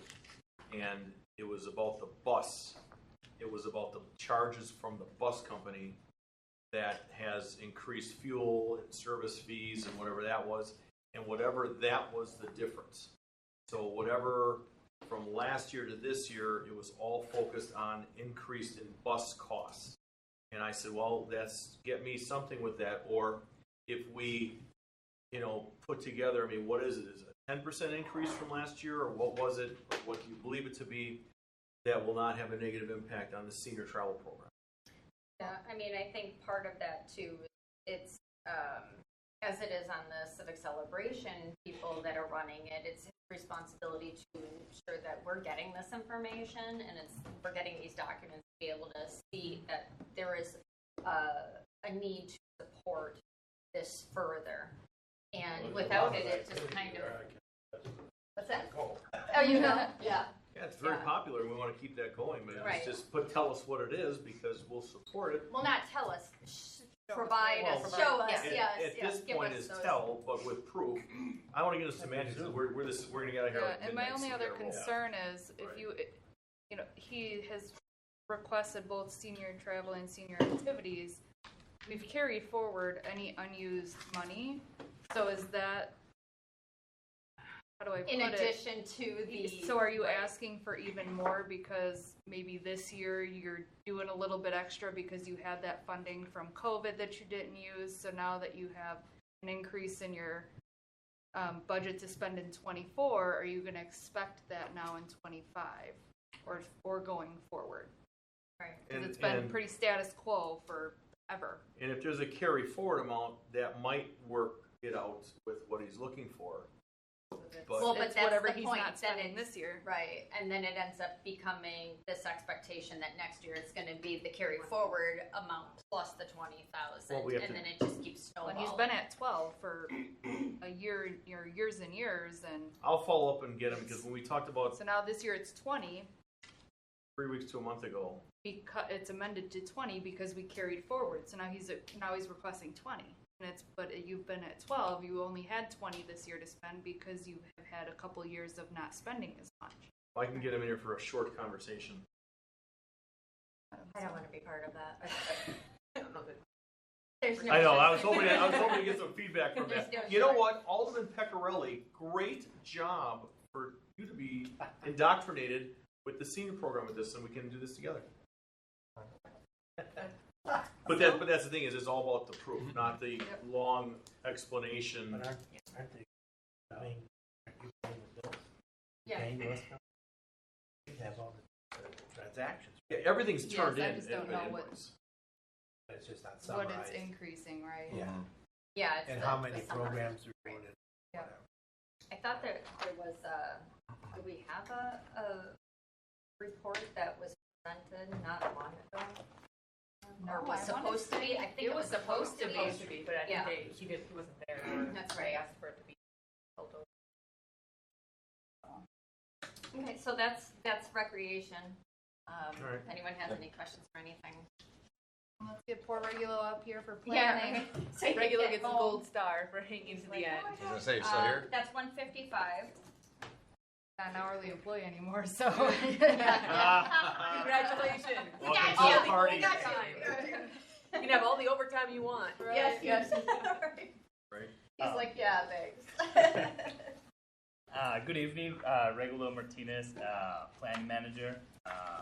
First, I would like to thank Director of Administration Hertz, Finance Director Brown for your help. This is my first budget as a manager. So I will go to the highlights in staffing. There's no new personal requests. However, I would like to clarify that in the staffing table, you will see that in 2024 there is 3 urban planners. In 2025 is 3.5, but that part-time position is already existing. I'd like to clarify that. And also, in the previous budgets, was like a different levels of planners, like assistant planner, associate planner, and principal planner.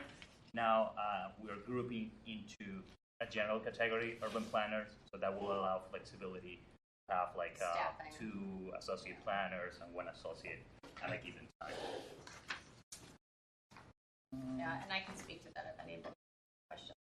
Part of what we had, part of the budget process that we had worked on. And we also do it with the engineering department. Yep. Too, so we don't have specific titled engineers. We have just 4 engineered techs that allows us flexibility for staffing. Thank you. For the activities of the departments, like review of applications, land divisions, we assume a 5% increase for next year.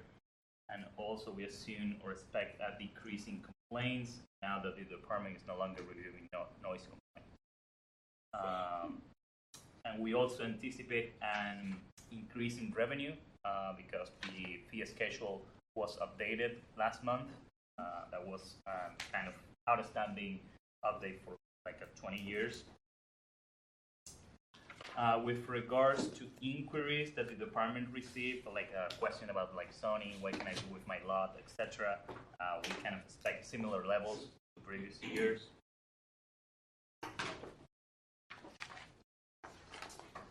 For the operating budget, the department is requesting $1,000 for computer equipment, specifically for a camera to do code enforcement inspections, because we're currently using our phones.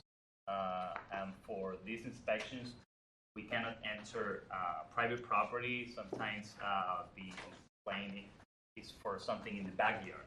So we need a camera with good zoom capacity to take pictures that we will use that as evidence for the complaint to go to court, etc. That's why we're requesting the camera. In the kind of budget, page 158, in the contractual services, the line that it says other professional services, the 10,000. I don't think that we need that amount because we were using that when we were on short staff. But now with 3.5 planners and the part-time planner, I don't think that we need that line. Yeah, what I can say is that in years past, we had contractual services where when we needed to, we would contract out with a planner at a rate that was more than 3 times what the hourly is. And we were lucky enough to get a previous planner to come back as a part-time planner at our hourly rate. And so we're holding tight to him because he is a high-producing planner and a great addition to the community and the team. So that's where that exchange kind of came from. Thank you. Clarification. And also for the capital improvement program, that's page 213, for the comprehensive master plan update. It was in the current budget is 80,000. We are requesting an increase for 100,000 because the bid that we have received is kind of over that 80,000.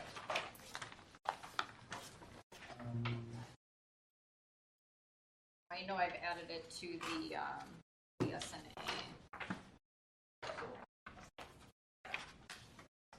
And took out the, it's not on here, but took out the corp too. It's not a combined. It would be a comprehensive master plan, and the corp would be separate coming, hopefully in 2026, but we'll see. All right, thank you for the clarification. Yeah, that's the major highlights I have. Happy to answer any questions. Well, I like to hear you're putting 10 grand back into. I know, right? Yeah. Maybe they can get that park software. Maybe not. Or the camera. Yeah. Well, the camera you need Maybe for- get you your camera. Yeah. And we still have 9,000 left. Yeah. I think, part of there was an ask for park software, park permitting software. One of the things that Director Brown and I had discussed that we were not necessarily sold on supporting that software is that we're still in a place where we don't know who's on first, right? We've got several different departments that are involved. We've got clerk's office that takes things, rec department that's not actually under us, and parks and DPW, and nobody really wants to own it. And I think we had decided that we need to flesh that out before we invest in software. Is this the concept of software? So if I want to request the reserve Yes. one of our parks. Yep. Yeah. And for fee too. Yeah, you can collect the Changing fees. Yeah. Because we have a huge issue with that coming up. It's definitely needed. I agree with you. Sitting on parks, it's just there's a lot of different directions, and I don't think anybody has really sat down and put pen to paper to figure out a solid plan to move it forward. Right. So when it came down to what can't we meet, that was kind of one of those that while we would like to do it, I don't think it is a well-established plan yet to actually invest in it. If we knew what that would look like and who would be the owner of it, it would be significantly easier to make that decision. But when we have various departments that have a piece of it that don't want to own all of it, it makes the whole process, the whole process is, it really needs to be revamped, period. But to put software in and without having that process reworked, it didn't make sense to us. Yeah, technology is an enabler. It doesn't fix things on its own. Right. Can I plant a seed very quickly without a discussion? When I think about Lake Park, there's a bistro in there. When I think about a lot of other parks, there's restaurants within them. Would it be possible, just throwing it out there, for maybe, I don't know what Pleasant View is currently being rented at, but would it be possible to encourage something like that there? That's all. What I wanted to say is I believe in the past, we've received, just pull it up, I remember, the quarry monitoring. I think we get an invoice for that, and then we also collect the same amount back. It increased from 23 to 24. Have you received that information for 25? Yeah, it's staying the same. It is. Yeah. Okay, that's what I just wanted to make sure. That's what I kept it the same in here, so. Well, and I had thought, maybe it's a rumor, maybe something that just in my head, but I had thought that we weren't consistently collecting permits. Going back to the parks, that sort of thing. Yeah, park rental and that sort of thing. I don't think that we were consistently collecting the fees that we should. And our fees are too low, and we're gonna talk about that. Our fees are too low. I mean, everything is too low.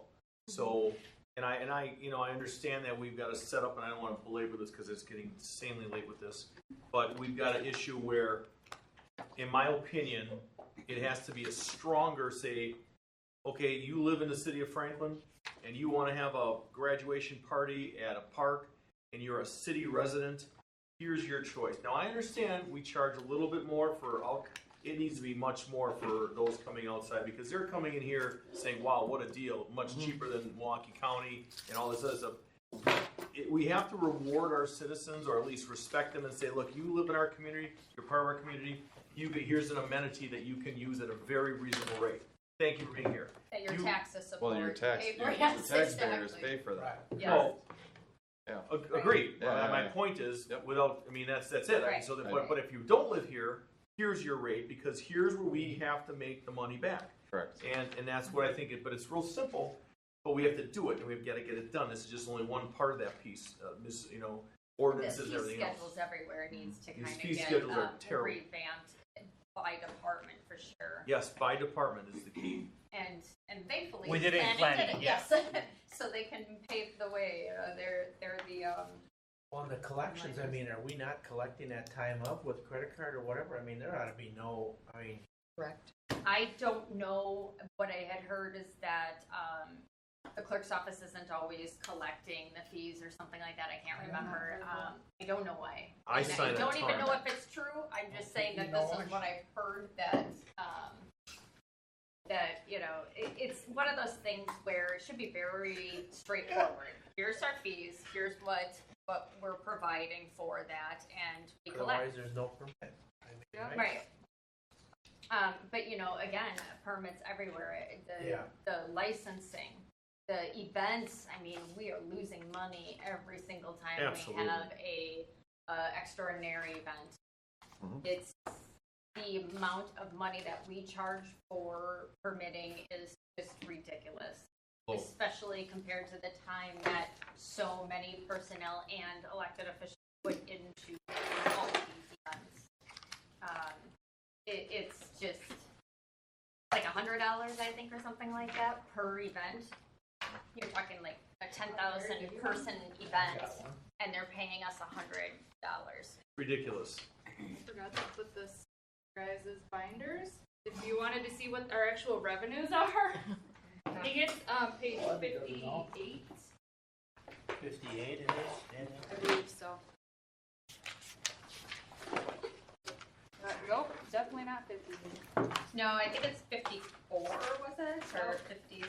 You're gonna put it in right after page 33. Oh, 34 is what I was thinking. Thank you.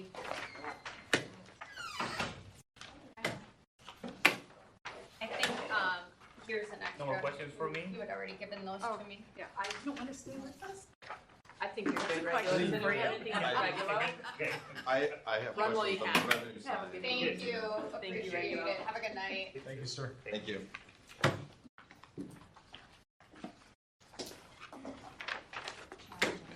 All right.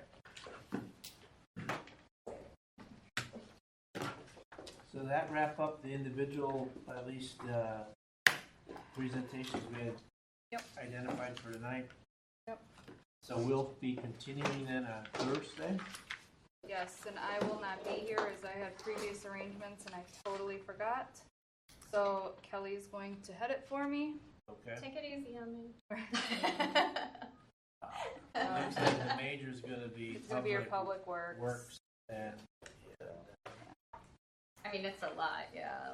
Looks like a lot, but most of them, I mean, they're pretty self-explanatory. There's really not a lot of increases at all, except maybe clerks and elections and then public works. So, we'll talk more about that on Thursday. But I see pretty much whatever they needed. So on the revenue side, we have like the estimates of what like for planning and for like inspections for you. So is there permits and things? Is that factored, those numbers that they provide in here, is that what then generates the revenue lines in here in the? Yes, but since that was just approved, their increase Yeah. in their fees, That's not in here? that's not in there yet. Okay, so there's an There's a expected upward. increase in Okay. some Right, revenue. I yeah. just need to get those numbers from Regulo to Okay. see what was approved. And I know, with the whole situation with Mike Paulos from Grave coming in, work as the city engineer, one of the first things he had said is, don't you guys have a fee schedule? We always charge back services to those that are using us. And everybody in engineering went, huh? So obviously that's something that I would like to move forward with and make sure that we are recouping those fees. The time that is spent by personnel on developments, to an extent we do, but there's a huge area. I mean, it's just night and day difference when you look at the fee schedule that planning has and then what we're doing with engineering. Thursday? Yes. When Yep. engineering is? Yeah, I'll do All that. right. how do we, guess in the past, do we want to adjourn this or just have it roll over from meeting to meeting? I guess probably we should take a motion to adjourn that is meeting. Wouldn't it be a motion to table till next meeting? No, we don't typically Oh, do okay. a motion on this per se. It's Okay. just, we just keep rolling and then we'll do the final recommendations to the Common Council on October 9th. And we'll talk about all those and make the motions. Yeah, I think it's clear to break it and then we'll restart again. So let's do a motion that the minutes can read that as one meeting is complete. And it'll just continuation of 2025 budget discussion Thursday. Affix the time to which to adjourn. Set a time to. Wait, what are you saying? He's got Oh. cheat Cheat sheet. I have my cheat So you're sheet. motioning I have to- that too. Yeah, we have a motion to adjourn. Do we have a second? Second. Any further discussion? All in favor? Aye. Aye. Opposed?